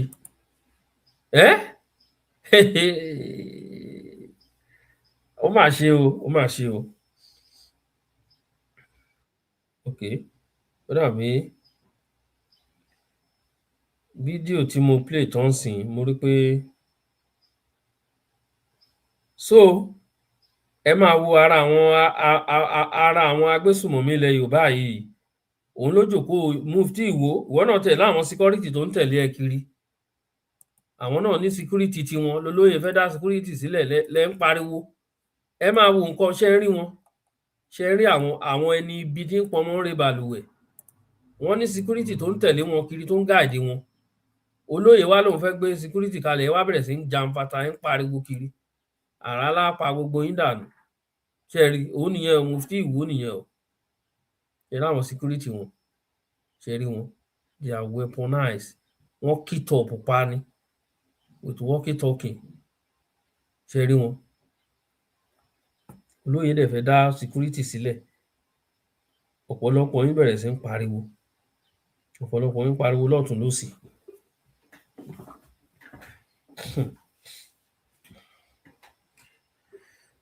Kò sí taba, if we continue like this,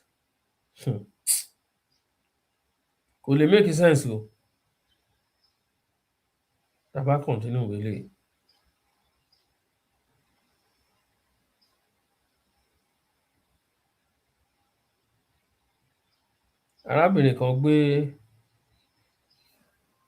Arábìnrin gbé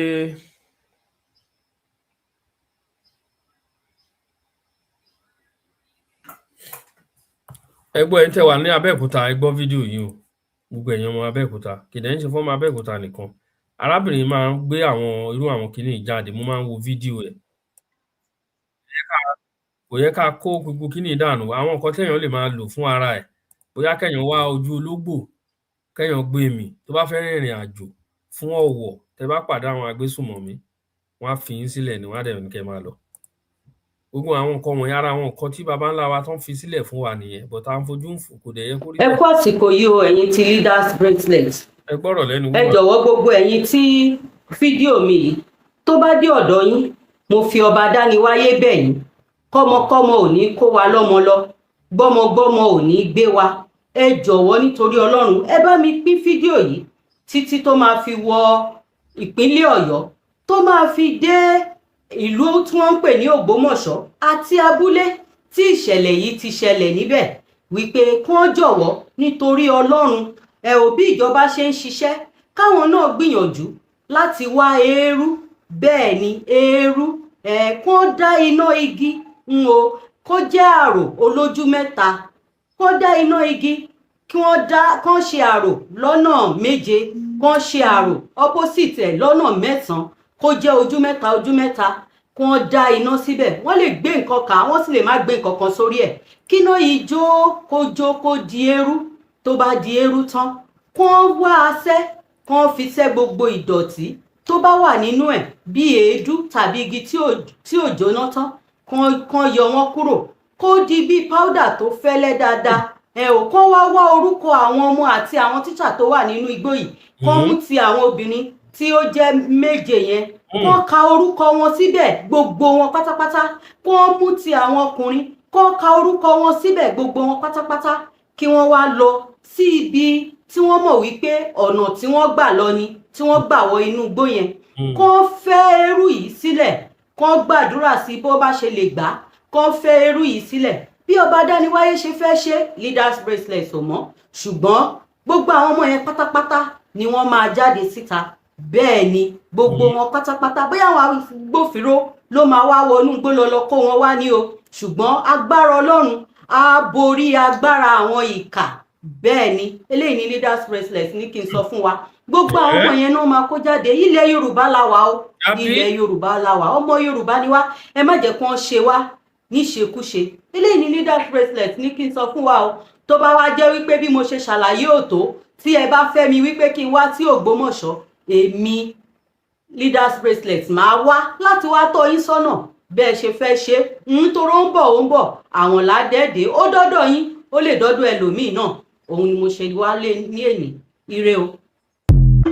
ire kàbìtì ṣe gbọ́. kó ka orúkọ wọn síbẹ̀. ẹ má jẹ́ ká kó gbogbo àwọn nǹkan wọ̀nyí dànù àwọn nǹkan gidi àwọn nǹkan baba ńlá wa ni ẹ má jẹ́ ká ya kó ti létà gbogbo ẹ̀yin tẹ́ wá ní ok ẹ jẹ́ kí ṣe gbọ́ àwọn ọ̀rọ̀ tá a sọ lánàá ìròyìn ẹ̀ ló jáde yìí o lórí ọ̀rọ̀ tó lóye sọ Àtíkù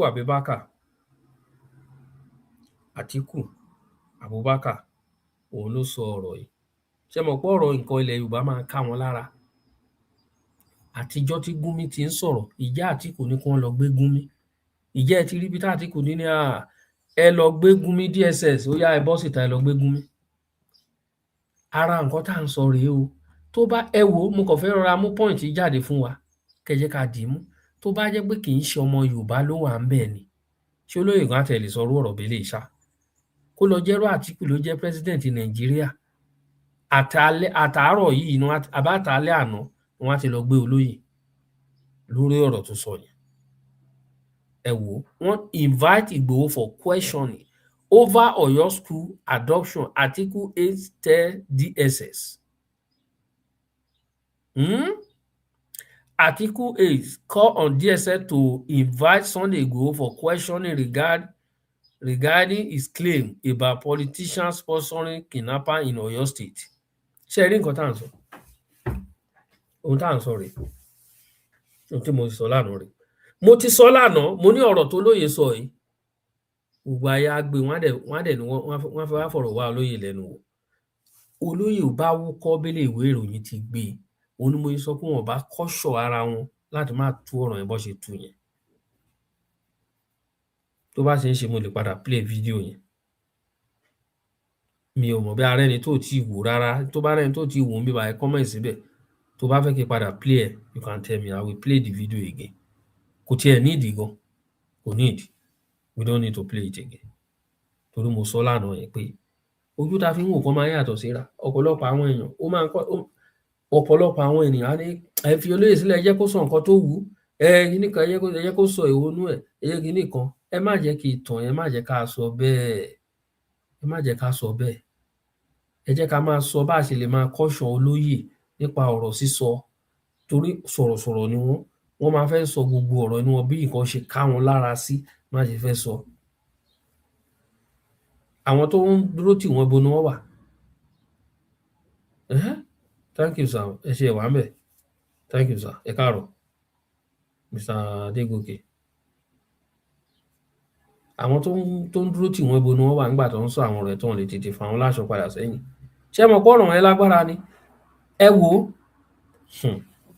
tí wọ́n bá tiẹ̀ sọwọ́ bọ̀ owó òṣèlú bọnú ẹ̀ ibi tí wọ́n á yanjú ọ̀rọ̀ sí ni pé defamation of character nígbà tó máa ń rí pé ókè o wọ́n wá invite àwọn wo ló sọ pé ó sọ̀rọ̀ tí wọ́n rọ́rọ̀ ẹnìkan tó lọ dárúkọ ẹnìkan tó bẹ̀rẹ̀ sí lọ wádìí ẹ̀ tó wádìí ẹni at the end of the day wọ́n á maneuver wọ́n á ní irọ́ ni wọ́n wá ní defamation of character wọ́n wá ní ókè wá owó ìbanilórúkọ jẹ́ òbítíbitì owó wọ́n á lọ gbé síta ẹ jẹ́ ká ro ọ̀rọ̀ dáadáa kì í sọ̀rọ̀ eré Wike ti sọ̀rọ̀ Wike sọ̀rọ̀ ìjẹ́ wọ́n question ẹ jẹ́ ká ṣe gbàgbé ti Wike rí Gúnmi tí wọ́n jù padà láti Saudi Arabia sí Nàìjíríà tó yẹ kí Nàìjíríà police lọ́dún sí airport dé kán kó gbaga sí lọ́wọ́ ó yan kiri ijọ́ kejì ó gbé gbohùngbohùn sẹ́nu ó bẹ̀rẹ̀ sí tutukutu lórí ayélujára gbọ́rọ̀ tó ní máa ń sọ ni òun náà ni ẹ̀rí pẹ̀lú àwọn bandits jẹ́rí kán gbé rí tó bá jẹ́lẹ̀ Yorùbá ni wàláì wọ́n á gbé ẹ o ilé kékeré tẹ wò ó lè wò ká fàdúrà àti ni ẹ máa kí tọ̀ ẹ́ àwọn ló ní Nàìjíríà àbí táwọn fẹ́ tọrọ àwa lókun.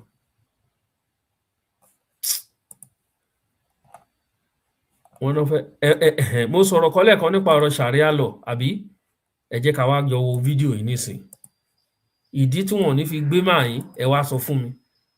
Ẹ sọ fún mi pé ṣé àwọn tó wá kó àwọn ọmọ ọlọ́mọ lọ ní igbó pẹ̀lú mufti ẹ sọ pé wọn lájọṣepọ̀. Now after you watch this video tó bá jẹ́ pọ̀ mùsùlùmí ni ẹ come and challenge, come and tell me pé mufti Ìwó kò ní ọwọ́ sí àwọn tó wá gbéyàn kò mọ̀ nípa ẹ̀ òun pẹ̀lú àwọn agbésùnmọ̀mí yẹn wọn kì í jọ ń sọ̀rọ̀. Come and tell me. fún ẹ̀yin dẹ́ sọ̀rọ̀ láti Ọ̀yọ́ state wípé àwọn mùsùlùmí kan láwọn fẹ́ ṣe kẹsẹ̀ríà council ẹ wálé ẹ̀ gbọ́dọ̀ gbọ́ pọ̀ kí yàrá yàrá yà. ẹ̀yin brothers ẹ sọ fún ẹgbẹ́ orí yìí ti burú ẹ máa lọ sílé ògbó látà ayé àti bí ẹ bá ti ń bọ òrìṣà yín kẹ́ ẹ máa sọ̀rọ̀ yín bẹ̀ ọ̀rọ̀ agboolé yín lẹ̀ sọ tẹ́ ẹ bá jáde wá bá wa á nà yín. ṣé ìwọ tó múyàn gẹ́gẹ́ bí leader ẹni tó ń tẹ̀lé ṣerú àwọn eléyìí ló ń tẹ̀lé? Tí ìwọ fúnra ara ẹ tí ó jẹ́ ọmọ ẹlẹ́sìn mùsùlùmí tí ò bá kí ń ṣe èèyàn bíi ti àwọn eléyìí, tí ò bá ti jẹ́ pé o kì í ṣe ènìyàn bí irú máà tó ń sọ̀rọ̀ yìí, ó yẹ kó padà lẹ́yìn pẹ̀lú irú àwọn gbólóhùn tó ń sọ lẹ́nu. Ara àwọn different between pastor and àwọn àfáà ìkan rèé o. Different tó wà nínú àwọn pastor pẹ̀lú àwọn oníjàgídíjàgan yìí ìkan rèé o tí mo fẹ́ kẹ́ dìmú. Kò sí pastor tó lè gbé máìkì sẹ́nu tá máa sọ̀rọ̀ bẹ́lẹ̀ níwájú congregation ẹ̀ tá máa sọ̀rọ̀ bẹ́lẹ̀ very rude tó ń sọ̀rọ̀ bẹ́ni tẹnu ẹ̀ loose ó ń sọ̀rọ̀ ṣàkàṣàkà lẹ́nu bẹ́ni tí wọ́n gbé ṣépè. Irú eléyìí ló ń pè ní leader. Kò sí pastor tó lè máa fìbínú sọ̀rọ̀ tá wá sọ̀rọ̀ bẹ́lẹ̀ torí pé àwọn kan sọ pé no for something. Àwọn ń sọ̀rọ̀ ọ̀rọ̀ wa sábà fẹ́ lo ṣẹ̀ríà àjọ lórí a fẹ́ lo ṣẹ̀ríà yìí tí ń bẹ nínú òfin Nàìjíríà táàjọ kan níjọ́ tá a sọ pé àfẹ́jọ máa gbé kẹ́ẹ̀sì lọ́rọ̀ ìgbọ́dọ̀ ajá yìí pé kódà tí Yorùbá bá ya ṣẹ̀ríà tẹ wúrun àbẹ̀rẹ̀ wọ́n náà ṣe tẹ̀lé wọ́n náà ṣe customary court wọ́n ṣe ọmọ Yorùbá ní òkúlákà yìí bá gbé kalẹ̀ àti ìtùláàlú ẹlẹ́wọ̀n ló bẹ́ẹ̀ lórí ìlú burú ẹ̀yin brothers ní Ọ̀yọ́ state tí wọ́n bá ti mú ọjọ́ míì tí wọ́n launch Muslim Sharia Council lọ́bẹ̀ launch tí wọ́n bá ti mú ẹ̀yẹ mú ti yín ẹlọ́dẹ̀ launch ẹ sọ fọ́lọ́pàá ẹ sọ fún àwọn lọ́yà ká draft letter ká ọlọ́pàá sí ẹgbẹ̀wọ̀ àwọn tó ẹ bá wá ń gbà ọlọ́pàá ọ̀bá lè gbà mú ẹ̀yẹ bá mú ẹ lọ mú ọjọ́ mi tó wà pa dáadáa kẹ lọ launch ẹ sì máa retí lọ́sùn Sharia Council Ọ̀ṣun State Sharia Council àbáwọn ọ̀rọ̀ yóò ṣe wíwò tí a náà ọ̀nbọ̀ ẹ̀dá gbogbo ọ̀dọ̀ pàṣíwá wọ́n náà bẹ̀rẹ̀ lọ́jì jẹ́ kéde tí ẹ̀rọ pé èṣù láàlú àtòkù láká ayé ẹ̀kọ́ súsàn àwọn náà bẹ̀rẹ̀ lọ́jì lọ́jì. Ṣé ẹ ń gbọ́? Ṣé ẹ ń gbọ́rọ̀ lẹ́nu? Ẹ ń gbọ́rọ̀ lẹ́nu. Imagine kẹ́yàn sọ̀rọ̀ ọ̀rọ̀ bẹ́lẹ̀ lẹ́nu. Èsì ọ̀rọ̀ mi fún ẹ̀yin dẹ́ sọ̀rọ̀ láti Ọ̀yọ́ state wípé àwọn mùsùlùmí kan láwọn fẹ́ ṣe kẹsẹ̀ríà council ẹ wálé ẹ̀ gbọ́dọ̀ gbọ́ pọ̀ kí yàrá yàrá yà. Ẹ̀yin brothers ẹ sọ fún ẹgbẹ́ orí yìí ti burú. Ṣé ń gbọ́? Ìwà tó wà nù wọn òun ni wọ́n ń hù yìí. Òun náà dẹ̀ ni wọ́n ń kọ́ àwọn ọmọ lẹ́yìn wọn. Àwọn tẹ́ ń tẹ̀lé rèé o. Ìwọ ọmọ mùsùlùmí tó ń dá tó ń wò mí. Àwọn tẹ́ ń tẹ̀lé àwọn tẹ́ ń wò láàrínkọ́ṣe rèé. Ṣé ìwà gidi ló ń hù yìí? Ṣọ̀rọ̀ gidi ló ń sọ lẹ́nu yìí? Sharia law kì í ṣe ìṣèwà ẹ̀sìn mùsùlùmí tẹ̀ ń ṣe ẹ gbé sórí àwọn tó lẹ̀sìn lọ. Àwọn tó lẹ̀sìn wọn ń ṣe bẹ́ẹ̀ ṣe ń ṣe yìí. Wọn kì í ṣe orí burúkú bó ṣe ń ṣe mufti Ìwó wọn kì í ṣe orí burúkú tó ń ṣe. Ọ̀pọ̀lọpọ̀ àṣírí ló wá ń tú o láìpẹ́ yìí o bọ́ ọ̀pọ̀lọpọ̀ wọn kì í ṣe ọmọ Yorùbá wọ́n list orúkọ gbogbo wọn tí wọn kì í ṣe ọmọ Yorùbá wọ́n pọ̀ dáadáa o torí wọ́n fẹnu ara wọn sọ ẹmọ̀ pé ẹnu wọn kì í bù wọ́n á sọ ibi tí baba ńlá wọn ti ń rìn bọ̀ tó fi délẹ̀ Yorùbá àtọ̀húnrìn wá ni wọ́n o. Ẹ ṣeun jàre bàbá mi Ọlásùkò engineer wọn kì í ṣe ọmọ Yorùbá o ọmọ àlè ní gbogbo wọn ń ṣe ọmọ ilẹ̀ Yorùbá gbogbo ìlà dẹ̀ sì máa lé lọ ìfẹ́ à ń fẹ́ wé tefetefe a máa lé gbogbo yín lọ ni nílẹ̀ Yorùbá. Ìwọ ń sọ pé tí Yorùbá bá tiẹ̀ pín pé ṣẹ̀rí á lọ ẹ máa béèrè fún níbo lẹ ti fẹ́ béèrè àrà á sán pa gbogbo yín dànù gbogbo wọn ló ń jó ògùn ẹlẹ́ ń ṣàfáì máa tẹ yẹ̀pẹ̀ ibo ló wà nínú Kùránì wọ́n máa tẹ yẹ̀pẹ̀ ibo ló wà ẹ lẹ ń ṣàfà ẹ máa jó oògùn ṣe báwọn ọmọ yín náà ló wá ń tú àṣírí yín àwọn ọmọ tẹ́ ẹ kọ́ níṣẹ́ ìkan sọ nínú lórí lọ́dọ̀ ms bàbá ó ní gbogbo ọjọ́ tóun lò lọ́dọ̀ ibi tóun ti ń kọ́ kí ó lò sọ́jọ́ táwọn kì í jó oògùn ó láwọn máa ń jó oògùn ni ẹ wà máa bẹnu àtẹ́lù àwọn ọkọ ẹ wà máa parọ́ fún àwọn ènìyàn ṣe bó òpònú ẹ̀ náà lẹ ń wò tó òpònú ẹ̀ lẹ ń wò yìí ìbò ni tó dẹrù ìyà sórí ṣẹrí wọn àwọn Fúlàní ti take over ilẹ̀ wa ó ti pẹ́ tí wọ́n ti ní plan wọn we have been saying this for long but àwọn ènìyàn wa ò fẹ́ understand àwọn ènìyàn wa ò fẹ́ understand.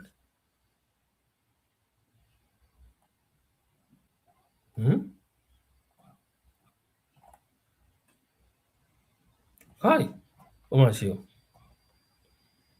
ó mà ṣe o.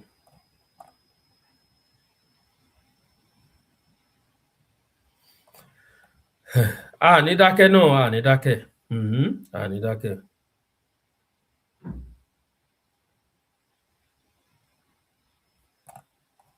Ayé ìmàjì ẹ jẹ́ kí n fi kíní hàn wá jẹ́ ń ṣe báyìí mi ò fẹ́ nídìí kí ok.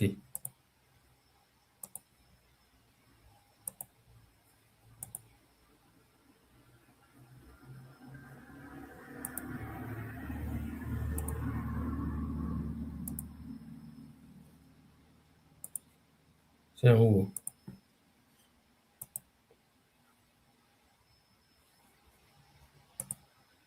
Òun náà lẹ́ ń wò Ìgbòho Àtíkù ló ní kó lọ invite ó ní káwọn DSS Àtíkù ló ní káwọn DSS kó lọ invite olóyè Ìgbòho lórí gbólóhùn tó sọ lánàá.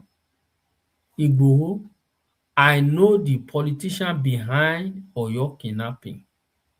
Àtíkù DSS should invite Igboho for questioning. Bẹ́ẹ̀ni, ohun tó ń sọ rèé o. Ohun tó ń sọ rèé o. Ẹ máa wo ìgbésẹ̀ tí wọ́n fẹ́ gbé o. Ẹ máa wo ẹni tí wọ́n fẹ́ nílùú ni tẹ́lẹ̀ tó ń fi epo rárá. Ṣé ẹ rò pé inú àwọn pípò yìí ń dùn bọ́n ṣe release Igboho? Mo mọ̀ pé bàbá Tinubu náà ò ní fẹ́ wọ̀ ní ṣàyè kinní náà. Bàbá Tinubu náà ò ní dákẹ́. Mo trust ẹ̀. Àfi tó bá nǹkan mi bá wà ńbẹ̀ ló kù. Torí nígbà tí Ọ̀yọ́ Goverment tí Ṣèyí Mákindé reject Olóyè, ó yẹ kí bàbá sọ̀rọ̀. Ó yẹ kó Olóyè sọ, ó yẹ kí Tinubu sọ̀rọ̀ náà. Why tí Tinubu dákẹ́?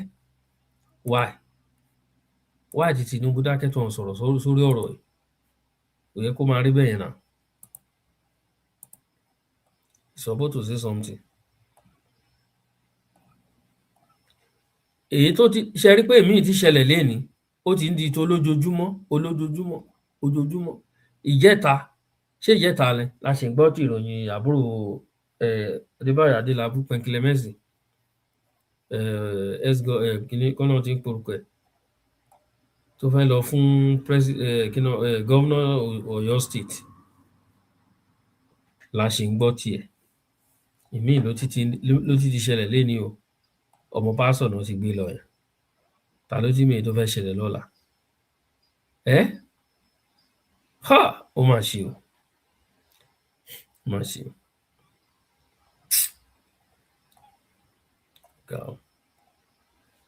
Sí wàhálà. Mo kí wa yín èèyàn wa. Kí ni ìyá ìsọ̀nà? Àwọn Fúlàní fẹ́ mọ̀. Bẹ́ẹ̀ni, ṣèrànmẹ́.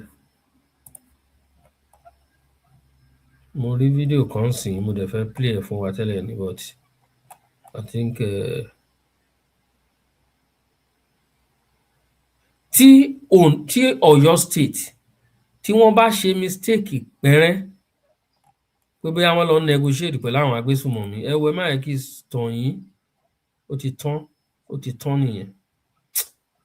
nìyẹn ọ̀nà tó bá lè mọ̀ láti fi lọ gba àwọn pípò ìpadà kan lọ wà tó bá lọ negotiate pẹ̀lú wọn ẹ jẹ́ ká rò dáadáa o tó bá lọ ṣe mistake tó negotiate e don finish honestly.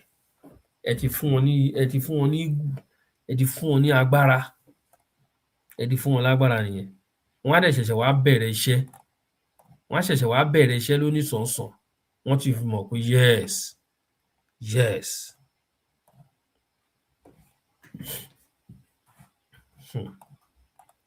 Kọ́ má ṣe mistake yẹn o. Ọ̀nà tẹ́ ẹ bá fẹ́ gbà, ọ̀nàkọ́nà tí wọ́n bá fẹ́ gbà láti gba àwọn ọmọdé wọ̀nyí padà, kí wọ́n lọ wá o. Ọ̀yọ́ State, Governor Ṣèyí Mákindé, à ń bẹ̀ yín. Olóyè ní òun lè kojú àwọn pípù yìí. Ẹ fún Olóyè láàyè kó kutu ọwọ́ ẹ o. Èyí táwa ọmọ Nàìjíríà ń bá yín sọ nìyẹn o. Táwa ọmọ Yorùbá tá à ń sọ nìyẹn o. Àwọn fámìlì àwọn ọmọ tí nǹkan ìṣẹ̀lẹ̀ sí, mo rò pé wọn ò ṣe dáadáa tó o. Ó yẹ kán ti wá bá Ṣèyí Mákindé o. Ó yẹ kán ti wá pariwo níwájú ṣọ́ọ̀bù ẹ̀, níwájú ọ́fíìsì ẹ̀. Ẹ̀yin náà ẹ wòran. Ẹ wò bọ́n ṣe ń bá àwọn èèyàn wa sùn nínú igbó tán dẹ̀ ti ń ṣe wọ́n ti imagine.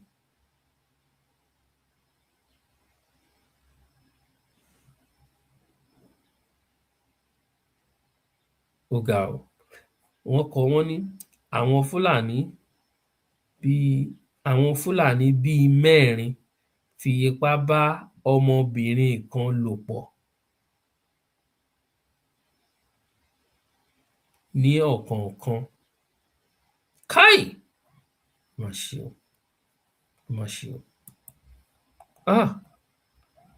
Àwọn nǹkan tójú wa ń rí wọ̀nyí ó ti pọ̀ jù. This is too much. It's too much. This is too much.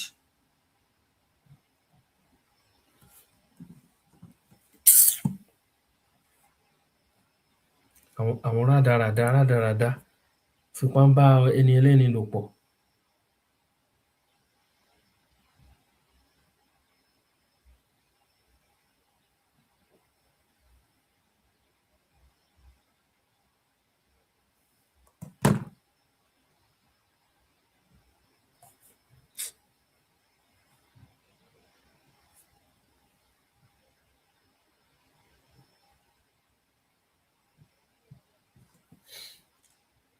Tẹ́ ẹ bá ń gbọ́ mi, ẹ bá mi send fídíò náà. Ṣé ẹ ń wò wá lọ́wọ́ ni mo wà lórí live lọ́wọ́? Ó mà ga o. Ọlọ́run mà ní kẹ́yìn rọrùn lórí kíní. Ó tiẹ̀ fẹ́ sún mi gan sìn. Ọlọ́run gbọ́, bóyá kí WhatsApp mọ́ ni kò tiẹ̀ yé mi. Ṣé ìwà ní gba information látọ̀dọ̀ ẹbí? Oríṣiríṣi ìròyìn burúkú lèèyàn máa gbọ́ all the time.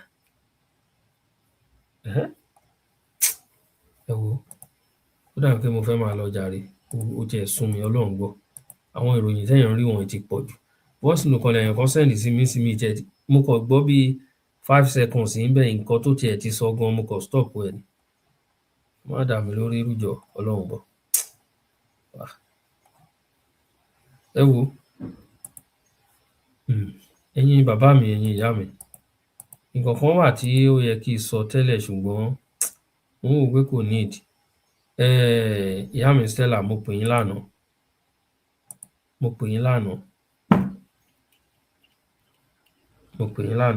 Pick.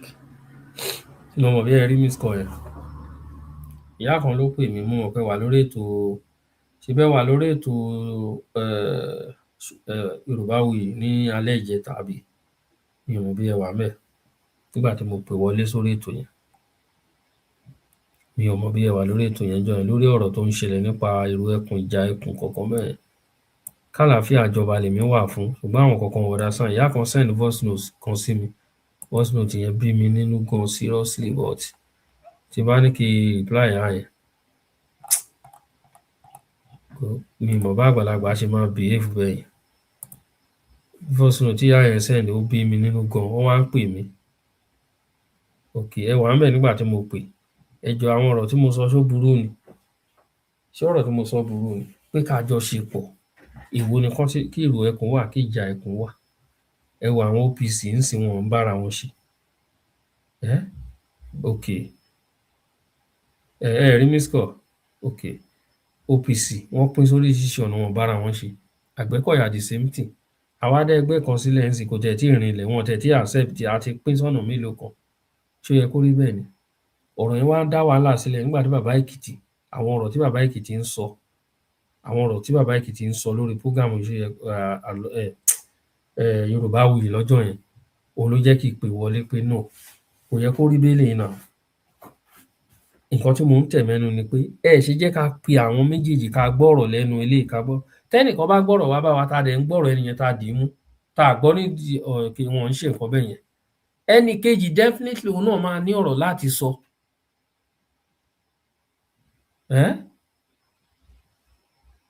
kò dáa ibi tí problem wà gan nìyẹn ókè ṣáà àwọn náà lò nífẹ̀ẹ́ Olóyè ká wá gbé ìfẹ́ èèyàn kan sórí ṣe ara wa kiri ká má fi ba orúkọ ara wa jẹ́ ṣó make sense ni torí pa nífẹ̀ẹ́ èèyàn kò sẹ́ni tó nífẹ̀ẹ́ èèyàn kò sẹ́ni tó nífẹ̀ẹ́ Olóyè kò sẹ́ni tó nífẹ̀ẹ́ Olóyè wọ́n nǹkan wọn yẹn ò make sense now.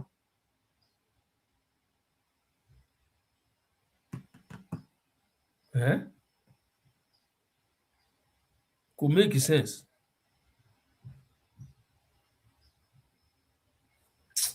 Kò make sense torí pa nífẹ̀ẹ́ Olóyè bá tiẹ̀ make error nǹkan tó ṣe tó dáa àwa bọ́ síta á bẹ̀rẹ̀ sí máa support wọn á bẹ̀rẹ̀ tó yẹ ká jọ bá àwọn tá a súnmọ́ wọn èyí tẹ́ ẹ súnmọ́ wọn kíní kan wọn ń ṣe bẹ́ẹ̀ ohun tó ọ̀rọ̀ lèmi máa ń sọ ókè nípa ọ̀rọ̀ òru ẹkùn ìjà ẹkùn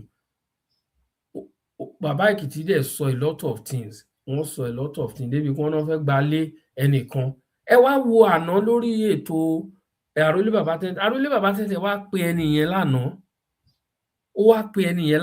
ó wá ń béèrè lọ́wọ́ ẹ̀ pé bàbá ṣé mo fẹ́ gbalé yín ni àbẹ́yìn kọ́ ló pè mí ni pé ẹ fẹ́ fún mi ní pé ìgbà tóun dẹ̀ sọ fún mi pé kì í ṣe ìrù ẹkùn pé ìjà ẹkùn ni bàbá yẹn dẹ̀ step down ó ní ìjẹ́ mo pè yín láti gbà yín ìjẹ́ mo fọ́ sí yín bàbá yẹn dẹ̀ ní no pé ọjọ́ yẹn nìkan làwọn sọ̀rọ̀ pé òun kò dẹ̀ pè wọ́n ẹ wo ẹ jẹ́ ká ní sùúrù fún ara wa lórí ọ̀rọ̀ kìíní èmi ò ń láìkí mo ti lọ kí ọwọ́ mi sí if not so mi ò tẹ̀ fẹ́ máa dá sí bọ̀ mi ò lè kí nǹkan máa bàjẹ́ ká wá máa gbọ́ ká wá lajú sílẹ̀ kí la wá jọ ń ṣe mídíà fún kí nǹkan máa bàjẹ́ kí la fẹ́ gbà ń díẹ̀ and again àwọn tó jẹ́ bàbá wa àwọn ìyá wa tí wọ́n help àwọn ẹ̀ tó ní mi rò wà náírà rí o kò sí o bàbá kan tó ti ra sticker fún mi rí ẹ̀ẹ̀mejì àbí àtẹnìkan náà fúngbà kan that's only thing tó ra sticker fún mi lórí YouTube kò sẹ́ni tó pè mí rí tó sẹ́ndì owó fún mi rí o irọ́ o àwọn tó ń help àwọn ènìyàn torí bẹ́ẹ̀ ni màá ṣe sọ àwọn tó ń help àwọn èèyàn wa kọ̀ọ̀kan tó ń fún wọn lówó ẹ má jẹ́ ká ẹ má ṣe báyìí ẹ ń ṣe kó lè dáa náà ni ṣùgbọ́n ẹ má di àrítekùrò fẹ́ yẹ ẹ̀yin ló ń dá ọ̀pọ̀lọpọ̀ sílẹ̀ torí nígbà tí mo digest ọ̀rọ̀ yẹn bàbá yìí sẹ́ndì owó sí bàbá Èkìtì nígbà ẹnìkan ni o ẹni tó sẹ́ndì owó sí bàbá Èkìtì tí lọ ń pe àròlé bàbá tí ó ti lọ ń sọ fún ṣé ó yẹ kó rí bẹ́ẹ̀ ni ó yẹ ká ṣe bẹ́ẹ̀ yẹn fúnra wa náà ó help bàbá Èkìtì ó ti help ẹ nìyẹn lọ́nà tiẹ̀ ṣé kò bàbá Èkìtì wà nídìí help ní tábà ní ká wò Nàìjíríà náà wà ṣé kò nídìí help pẹ̀lú bó ṣe ń sápamọ́ kiri gbà mí ò rà àpáta láti lọ máa ṣe program ó nídìí help ẹni tó bá fẹ́ help ẹ̀ kó help ó ti help ẹ̀ jẹ́ kó wà láàrin wa àti Ọlọ́run mọ̀ká tí lọ máa gbé sọ fẹ́ lòmíì kò mú làákàyè wá òun ló kọ̀ sí yẹn ẹ tí kò ti àròlé bàbá tẹ́ǹtẹ̀ toró dá mi lójú pé nínú ọ̀rọ̀ tí bàbá Èkìtì sọ òun tó wà ńbẹ̀ bàbá yẹn náà ó wá clear side ọ̀dọ̀ ẹ̀ pé àròlé ò fọ́ọ̀sì òun kò dẹ̀ pè wọ́n látọjọ́ yẹn ṣùgbọ́n ṣé gbogbo ọ̀rọ̀ tí bàbá Èkìtì sọ ní 100% pé irọ́ ni kò lè jẹ́ bẹ́ẹ̀ òun tó náà máa wà nú ẹ̀ ó máa ní nǹkan náà tí bàbá yẹn náà ti sọ fún bàbá Èkìtì but kì í ṣe pé kọ́ńtẹ̀ wa máa bá wa sọ̀rọ̀ kẹ́nìkan bá wa sọ̀rọ̀ kí wàá lọ gbé wá sórí ayélujára kí wàá máa sọ gbogbo nǹkan wọn yóò dáa náà ẹwù nǹkan tá a fi kọ sílẹ̀ pé ìjà ẹkùn ru ẹkùn kí ló dé ṣèbó Olóyè ẹni wọ́n forúkọ Olóyè ta tíkẹ́ẹ̀tì Olóyè ò lè pè é fúnra ara ẹ̀ ni kí ló dé tó Olóyè tẹ́ ń ṣe agbẹ́ Olóyè ò ṣe gbé fún òkú pé àròlé ṣe bí wọ́n jọjọ ń sọ̀rọ̀ everyday Olóyè ò ṣe pé àròlé bàbá tẹ́ǹtẹ̀ pé máa forúkọ mi ta tíkẹ́ẹ̀tì mọ́ o èwo wá ní titi yín bẹ̀ kí là ń ṣe tá a fi ń kọ̀ sí problem káàkiri anywhere tó yọ àròlé bá ti ṣe ẹ̀rọ máa fún ní titi ẹ̀ any one of us at all kò yẹ kó rí bẹ́lẹ̀ náà tá a fi kọ́ sí problem mo rí program tí bàbá Èkìtì ṣe lánàá mo gbọ́ ogun nǹkan tó ń sọ ọ́n bẹ̀ kò dáa àtọ́ àti david kò ká máa wọ́n ń gbalẹ̀ wa lọ Fúlàní ń gbalẹ̀ wa lọ àṣàṣì á máa mú wa á máa bára wa jà ẹ jẹ́ ká dẹ̀ o kìjẹ́ tí ń ṣàwá tá a jọ wá níbì kan bàbá Èkìtì àrólé bàbá Tẹ́ntẹ́ àjọ wá níbi ibì kan láti wà náà ọ̀nkan tó yẹ ká ọjà pẹ́dá wa sẹ́yìn ká ọjọ́ yanjú ẹ̀ àwọn àgbé wá sórí ayélujára àrólé bàbá Tẹ́ntẹ́ ó lọ ajá kìíní àrólé bàbá Tẹ́ntẹ́ sọ kínú ẹ̀ lánàá mo ti wá ń gbọ́ nǹkan míì lẹ́nu ẹ̀ lánàá ẹ̀ pé ẹ̀ ṣé báyìí dẹ̀ ló ṣe rí ni ó láti 2020 làwọn ti dá ẹgbẹ́ yìí sílẹ̀ mo ní ó wá fẹ́ dàbẹ́ ni pé lẹ́nu ẹ wo nǹkan tí màá kọ̀ sọ ni pé àwọn ọ̀rọ̀ kọ̀ọ̀kan wà tó jẹ́ pé àwọn ọ̀rọ̀ tó bá yẹ ká sọ láàrin ara wa kò yẹ ká gbé wá sórí ayélujára bí ipa àmọ̀kan tá à ń ṣe ni nà àrólé Oòduà ẹ ṣeun bàbá mi àmọ̀kan tá à ń ṣe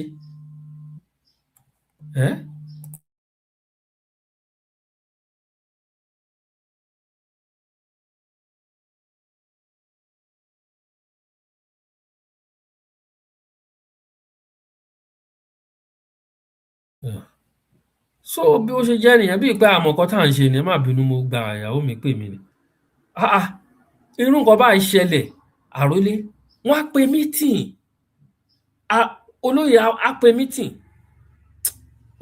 ẹnìkan wá sọ pé ìyá ẹ̀ wá oníbàárà máa ṣe máa sọ pé kólóyè kí la tiẹ̀ ń pe lóyè gan kí la tiẹ̀ ń pe lóyè àwa ní kólóyè kó pe àrólé bàbá Tẹ́ntẹ́ ṣé olóyè ò lè pe àrólé ṣé ó wá burú jù ni kólóyè pa àrólé bàbá Tẹ́ntẹ́ ẹ̀yin tẹ́ ń gbọ́ mi ṣé ó burú jù tí olóyè bá pe àrólé ṣe bọ́mọ ló sọ pé òun jẹ́ sólóyè ok bàbá wa lè pọmọ ẹ̀ ni ẹ̀yin ìyá wọn tẹ́ máa tẹ́ ń dá wàhálà ńlẹ̀ kiri wọ̀nyí ta ló mọ̀rọ̀ ìyá tó sẹ́nu irú voice note sí mi tí bá fẹ́ ṣe é sì máa play voice note kẹ́yìn ọmọ Yorùbá kẹjẹ́ ká jọjọ gbọ́ nígbà ẹni tó bá mi sọ̀rọ̀ rí kò pè mí rí ó wá send irú voice note bẹ́ẹ̀ yẹn sí mi tí n bá ìyá ẹ̀ wá ń pè mí tí n bá lọ píkì kọ́ ẹ̀ lánàá tí mo sọ̀rọ̀ burúkú sí báwo ló ṣe fẹ́ rí mo kọ reply ìyá ẹ̀ mo ní ìyá ẹ̀ má bínú ẹ̀ mọ̀rọ̀ ń sọ nǹkan tí mo sọ fún nìyẹn nígbà tó ń send voice note sí mi kí ló tiẹ̀ ń polóyè gan ẹ wá ní kólóyè máa pàrólé bàbá Tẹ́ntẹ́ but wọ́n kóra wọn wá bá olóyè accept wọn olóyè gbà wọ́n ó wá ní olóyè wá lè pé tólóyè bá wá òkè olóyè ò lè pé òun ò polóyè olóyè á wá pé àrólé kí ló ń ṣẹlẹ̀ àjọ wà ní Yorùbá nation àjọ ń ṣe pọ̀ nínú àwọn kó àwọn ọmọ ẹ máa bọ̀ ẹ jẹ́ ká jọ ṣe papọ̀ ká mẹ́jì kí ni ìpapọ̀ ṣé ó wá burú ni ṣé nǹkan tó burú ni ìyẹn ò mí pọ́n wọn less than olóyè ọ̀gá ni àgbà fún olóyè tán ìyẹn ò mí pọ́n wọn less than a ní kájọjọ wà papọ̀ kájọ kojú Fúlàní òun la wà after kì í ṣe pé ká má máa separate káàkiri ká má máa sọ pé wọ́n fi orúkọ olóyè ń ta tíkẹ̀ mo béèrè question yẹn tó bá gbọ́ mi lánàá lórí láìfo àrólé bàbá Tẹ́ntẹ́ ṣé lóòótọ́ ló fi orúkọ olóyè ń ta tíkẹ́ẹ̀tì mo béèrè ẹ lánàá náà mo béèrè lánàá ẹ jẹ́ ká ní sùúrù fúnra wa ẹ jọ̀ọ́ ẹ jẹ́ ká ní sùúrù fúnra wa anyway èyí tí n bá sọ nínú ọ̀rọ̀ torí kò ń ṣe gbogbo ọ̀rọ̀ tí mo sọ ló lè dùn mọ́ wọn nínú ẹni tó bá gbọ́ nínú ẹ gbogbo yín pápátá tẹ̀ ń bára ń jà wọn ò kì í ṣe gbogbo ọ̀rọ̀ tí mo sọ ló lè dùn mọ́ ẹ nínú o èyí tí ò bá dẹ̀ dùn mọ́ ẹ nínú ẹ tẹ́ bá mú nǹkan tẹ́ bá fẹ́ ṣe sí ẹ lè ṣe o bẹ́ẹ̀ ni mo sọ ìtọ́ kì í balẹ̀ kó padà sẹ́nu ṣùgbọ́n ohun tọ́rọ̀ ni màá sọ fún wa ni wípé ẹ jẹ́ ká jọ ṣe pọ̀ ni o ẹ má jẹ́ ká bá ẹ jẹ́ ká yé máa mo sọ àrólé mo ní àrólé lánàá lórí live wọ́n ní kì í ṣe gbogbo ọ̀rọ̀ tí èèyàn bá gbọ́ lèèyàn reply lóòótọ́ tó bá fẹ́ reply ọ̀rọ̀ ó yẹ kó ṣe àwọn kọ̀ọ̀kan kù sínú ó dẹ̀ ní lóòótọ́ ni mo ní now mo fẹ́ kó end program yìí now ẹ wo mo dúpẹ́ lọ́wọ́ àrólé pé ó pọ́n mi lé ọlọ́run á dẹ̀ pọ́n òun náà lé immediately ó dẹ̀ end show yẹn lálẹ́ àná yẹn ó dẹ̀ end ẹ̀ ṣé ó ti wá mí pé èèyàn burúkú ni mí àbí mo ń support àrólé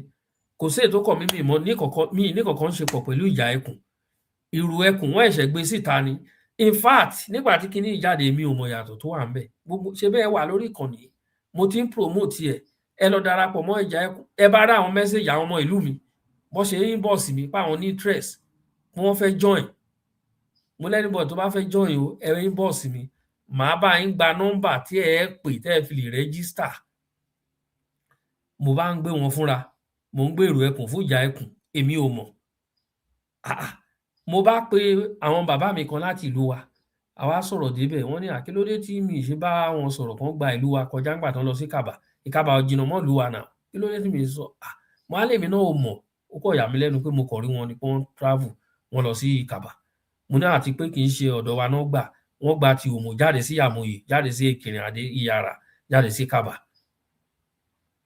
ibẹ̀ láti wá sọ̀rọ̀ mo á ní ẹ jẹ́ ká mọ bá a ṣe security network tó ń ṣègbè jáde ẹ jẹ́ ká mọ bá a ṣe ẹ jẹ́ ká bá wọn sọ̀rọ̀ kán wá install ẹ̀ sọ́dọ̀ wa sí ìsáná àwọn boys àwọn lọ́dẹ nílùú wa náà kàyẹ́ká mo wá dá orúkọ pé ìjà ẹkùn bàbá yẹn wá nínú pé kì í ṣe ìjà ẹkùn pé ìlú ẹkùn ni mo wá ní ibẹ̀ ni mo ti kọ́kọ́ gbọ́rọ̀ yẹn mo wá ní ìlú ẹkùn ìjà ẹkùn kẹ̀ mo ní irọ́ ibẹ̀ mo ti wá ń farabalẹ̀ mo wá ń ṣe program again mo ti ń sọ mo wá lọ pe àrólé no bàbá Èkìtì mo ní bàbá Èkìtì ìyàtọ̀ wo ló wà nínú kinní méjèèjì yìí wá ní ìyàtọ̀ wà mẹ́ o pé ìjà ẹkùn ní ti àrólé pé èrò ẹkùn ní ti olóyè mo wá ní mo ní èmi ò mọ̀ pé ó rí bẹ́ẹ̀ yẹn o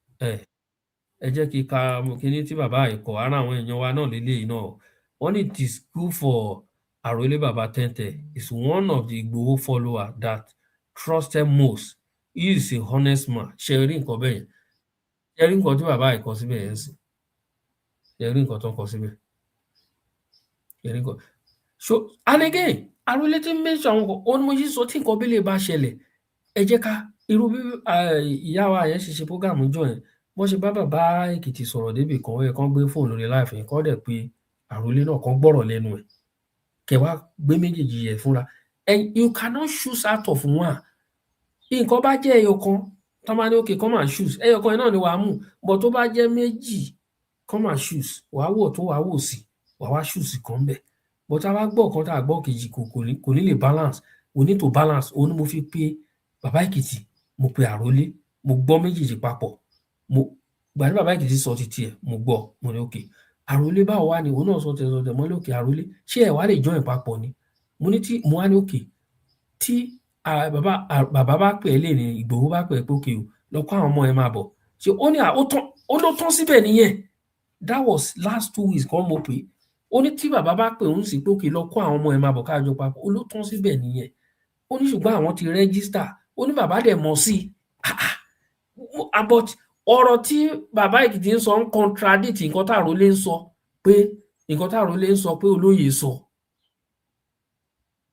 ṣé ẹ wò mi ò fẹ́ go deeper nínú ọ̀rọ̀ kó má ní pé bí àwọn ọ̀rọ̀ pé mo ń gbèjì sọ̀rọ̀ àròlé bàbá Tẹ́ntẹ́ nǹkan tí èmi kàn fẹ́ try láti fàyàn bẹ̀ ni wípé pé ó tiẹ̀ gbìyànjú ṣebí a pọ̀ àwọn akíkanjú wà àwọn pé àròlé wọn tiẹ̀ gbìyànjú pé ókè o ẹ jẹ́ ká dá security network sílẹ̀ ó gbìyànjú lójú ti tèmi ó ti try ẹni tó bá lè make irú move yẹn ó ti try kan support yẹ but níbi tó dé ń sìn kò sígbà tí wọn ní ìmẹ́jì papọ̀ torí as for me o tí wọn bá fi méjì papọ̀ èmi ò ní lè support pé bóyá ọ̀n promote ìkíni ẹ jẹ́ ká tí tolóyè tá a ṣá wà lẹ́yìn wọn torí mi ò fẹ́ wàhálà bí mo ṣe wà yìí bí gbogbo nǹkan á ṣe settle òun ni mo wà after bí gbogbo ẹ̀ á ṣe settle gbogbo nǹkan á ṣe settle ṣùgbọ́n bàbá ń wò wá wọ́n ń wo program wa tó wọ́n bá wò wá àwọn tó wà lẹ́yìn wọn wọ́n tètè pé olóyè kó pè wọ́n kí olóyè pe àròlé kán kí bàbá Tẹ́ntẹ́ kán stop níbi tí wọ́n bá ọ̀rọ̀ dé yẹn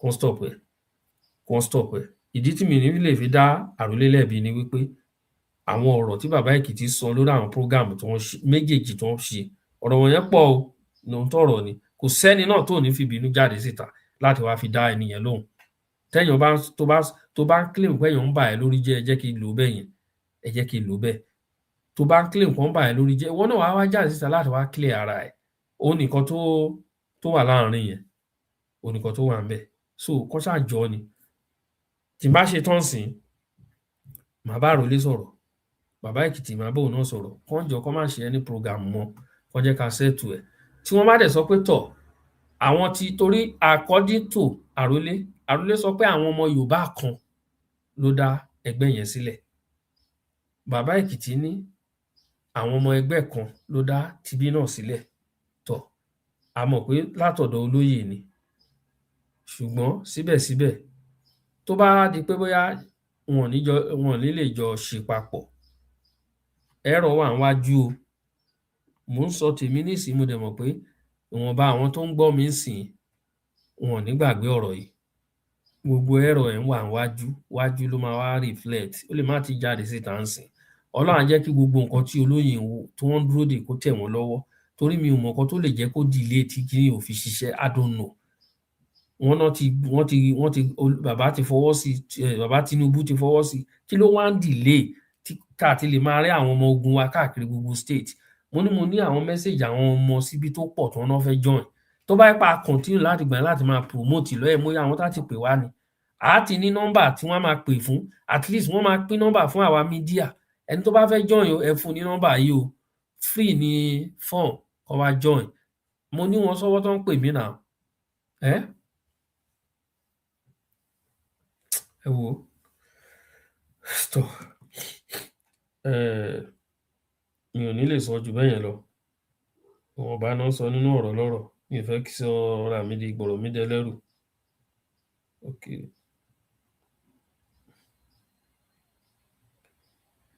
ẹ ṣe sà mo ti rí fídíò yẹn tẹ́lẹ̀ old video ni old video but kì í ṣe pé old náà bẹ́ẹ̀ bí last 2 weeks ló jáde ò kì í ṣe pé ó ẹ̀ṣẹ̀ jáde ń sìn okay no one understand bàbá Tinubu kò yẹ wọn understand wọn lóòótọ́ lẹ sọ lóòótọ́ ni o òótọ́ ọ̀rọ̀ lẹ sọ nǹkan kan tó ń ṣẹlẹ̀ problem tá a ní gangan lẹ sọ yẹn o problem tá a ní kò lẹ sọ yẹn kò sẹ́yìn tó understand bàbá yẹn kò sẹ́yìn tó understand wọn àmọ́ nǹkan tí wọ́n I don't really understand I don't know I don't understand so anything ò gbọdọ̀ ṣẹlẹ̀ láàrin àwa mídíà o ẹ má jẹ́ ká jà o so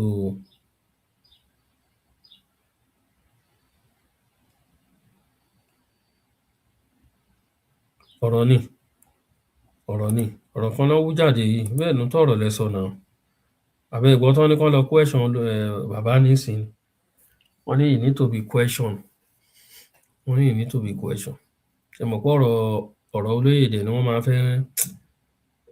máa fẹ́ ń gbé gẹ̀gẹ̀ kò dẹ̀ sí nǹkan tá a ṣe olóyè lágbára lọ torí ara ń kan olóyè pẹ̀lú pé wọ́n tẹ̀ jẹ́ kó olóyè wọn jẹ́ kó wọn jẹ́ kó gbé ìgbésẹ̀ lórí àwọn ọmọ tó ń kó yìí ó jẹ́ nǹkan tó ń ká olóyè lára ṣùgbọ́n tí ìfà ẹ̀yàn tẹ̀ wá mọ̀ bí tẹ̀yàn fẹ́ dojú kọ lórí ọ̀rọ̀ náà ẹ̀yàn mọ̀ kọ́ tẹ̀yàn fẹ́ sọ tó lóye tó bá ignore tó bá snob bàbá tó bá snob Ṣèyí Mákindé ńsìn tí wọ́n gbé ìgbésẹ̀ nǹkan míì bá ṣẹlẹ̀ kí láwọn àwọn èèyàn máa sọ I don't know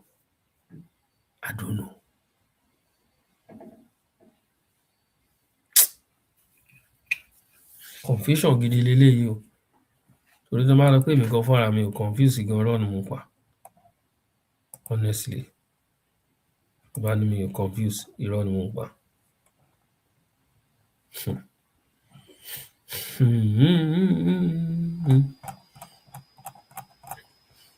ọlọ́run kò lọ́wọ́ àlọ́wọ́ ẹ wo ẹ jẹ́ ká fi gbogbo ẹ̀ ńlẹ̀ síbí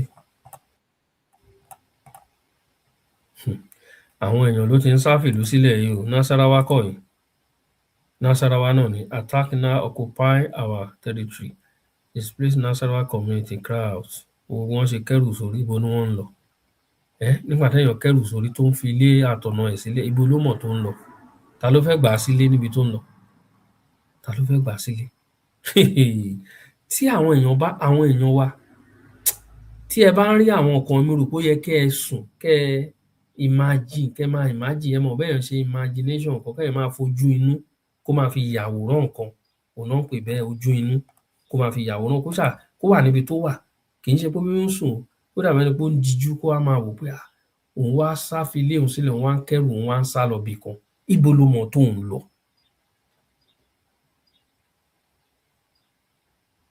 ok ẹ ti wo ìgbà tí mo pè yín 7 PM lẹ pè mo ṣe ok ẹ ṣe wà ń bi iṣẹ́ ìyá ok ẹ ṣeun mà ẹ ti rí náà bẹ́ẹ̀ mo pè yín lánàá so kẹ́yìn fojú yàwòrán ẹ̀ kó wọ́n máa wò pé òkè òun wá sáfi lé òun sílẹ̀ ibo ló wá mọ̀ tó ń kẹ́rù lọ ibo lẹ mọ̀ tẹ́ ẹ lọ ọlọ́run máa ní jẹ́ ká rí irú ẹ̀ mọ̀ nǹkan tó mì nìyí kẹ́yìn fi fíléèjì ẹ̀ sílẹ̀ orí sọ ibi tí wọ́n bí ẹ sí kó wá sáfibẹ̀ ńlẹ̀ fún Fúlàní mà ní kàgbákò ẹni tó kàn ló mọ̀ ẹ mà ní kàgbákò ẹ má jẹ́ kírú ẹ̀ ṣẹlẹ̀ sí wa. Àwọn tí most of àwọn ọba ẹwọ yí ọba tí wọ́n list ní Kwara State tó yẹ pé inú Ìlọrin náà lọ ń gbé nsìn wọ́n lọ ń gbé láàrin àwọn Fúlàní wọn lọ́hùn ní Ìlọrin.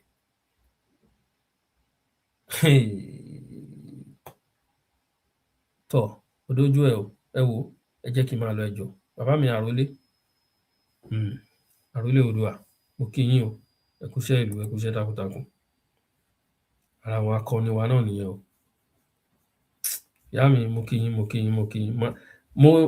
mi lè gbọ́ voice note máa gbọ́ ohun tí bá lè ṣe tán sí máa play ẹ̀ máa reply yín mo rí voice note ẹ send mo rí voice note yín.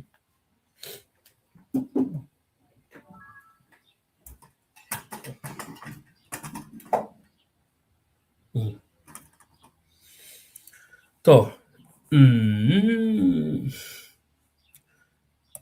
tí every minute ni ìròyìn ń wọnú 9 minutes ní ilé ìwọlé nsìn. Ok ìròyìn ti tẹ́lẹ̀ yẹn náà ni ìròyìn ti Ondo State ti Ọ̀sẹ́ local government níbi tí wọ́n ti ṣe ọṣẹ́ lálẹ́ àná tó ń gbé ọmọ pásítọ̀ lọ wọ́n ti ṣẹ̀ṣẹ̀ jù yẹn síbẹ̀ nsìn ni. Terrorist adopted Kwara primary school teacher on his way to work. Resident lament absence of security operative. Ó ṣẹ̀ṣẹ̀ wọlé nsìn ní 1 minute ìròyìn ṣẹ̀ṣẹ̀ wọlé. Breaking news: terrorist adopt Kwara primary school teacher on his way to work. Ṣé ó yẹ kí àní kán declare state of emergency ní Nàìjíríà? I think that will be the solution for now. Kán declare state of emergency. Okay, over 30 obas in Kwara left orí àpèrè. Ẹ jẹ́ kí n sọ again. Over 30 ọba sáré fi àpèrè sílẹ̀ ní Kwara State. Wọ́n fi ti bẹ̀rù bójó, wọ́n fi gbé adé sílẹ̀, wọ́n sá fi orí àpèrè sílẹ̀ ní Kwara State. Wọ́n wò pé ṣé kí àwọn gbé orí wọn sílẹ̀ àbí káwọn gbé adé wọn sílẹ̀. Èwo la bẹ́tà jù?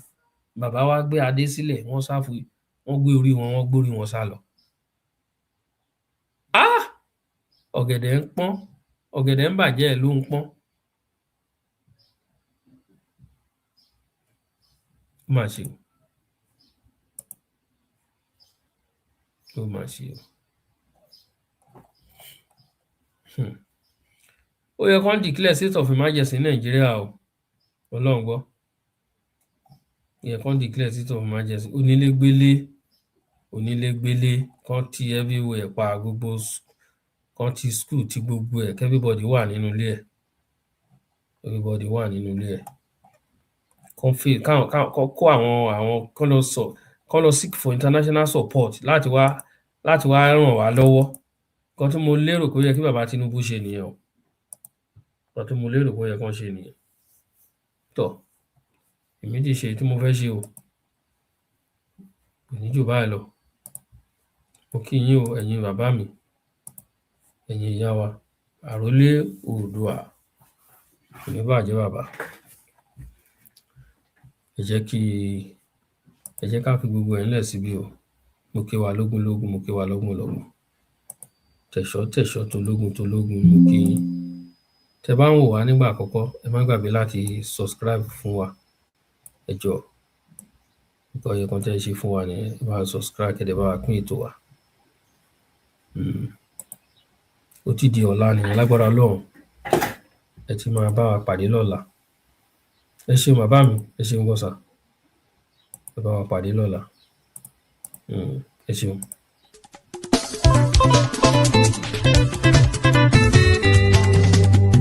Àtìdé bí àtìdé o. Kẹ́yẹ́kẹ́yẹ́ má má pariwo. Àtìdé bí àtìdé. Kẹ́yẹ́kẹ́yẹ́ má má pariwo. Ògògò bá bẹ́yẹ, kìnìún lọ bẹranko. Ògògò bá bẹ́yẹ, kìnìún lọ bẹranko. Ẹ̀yọ̀ lọ́ba egungun òṣè ti gbọ́. Ẹ̀yọ̀ lọ́ba egungun òṣè ti gbọ́. Àkàlàmọ̀gbò TV. Gbọ́hùn sókè afẹ́kọ́ ẹ̀. Ó yá kájọ débẹ̀, ẹ̀yin olólùfẹ́ o, ẹja lọ. Ó yá kájọ débẹ̀, ẹ̀yin olólùfẹ́ o, ẹja jọ lọ. Ó yá kájọ débẹ̀ o, ẹ̀yin olólùfẹ́ wa, ẹja lọ. Ó yá kájọ débẹ̀ o, ẹ̀yin olólùfẹ́ wa, ẹja lọ. Olúṣẹ́gun ló pè wá pé ká máa bọ̀ Ọládìméjì oníkẹwàá kọ́gbọ́n lórí Àkàlàmọ̀gbò TV ẹja jọ débẹ̀ o olólùfẹ́ o ó yá ká lọ. Ó yá ká jọ débẹ̀ o ẹ̀yin olólùfẹ́ wa ẹja lọ. Ká lọ kọ́gbọ́n níbẹ̀. Ó yá ká jọ débẹ̀ o ẹ̀yin olólùfẹ́ wa ẹja lọ. Ó yá ká jọ débẹ̀ o ẹ̀yin olólùfẹ́ wa ẹja lọ. Ó yá wa ẹja lọ. Ká lọ fèyí kọ́gbọ́n. Kájọ fèyí kọ́gbọ́n. Ká lọ gbé àṣà lárugẹ. Kájọ fèyí kọ́gbọ́n. Kí la fẹ́ gbọ́ lórí ètò yìí? Wọ́n fúnni nímọ̀ràn, wọ́n ń gbani lóye, wọ́n kọ́ni bá a ṣe lè ṣe. Pẹ̀lẹ́ nínú ayé, ẹ̀sìn àtàṣà gbígbéga àwọn màá lónìí o.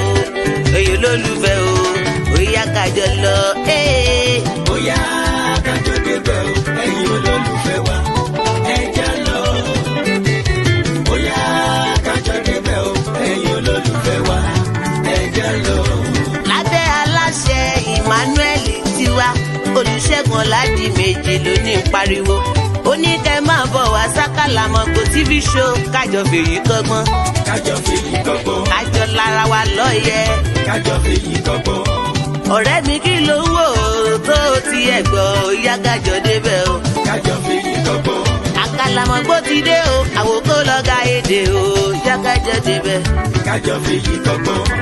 Lóríṣiríṣi, lórí Facebook, lórí Instagram, lórí TikTok, lórí Twitter, ẹ jẹ́ kájọ dé.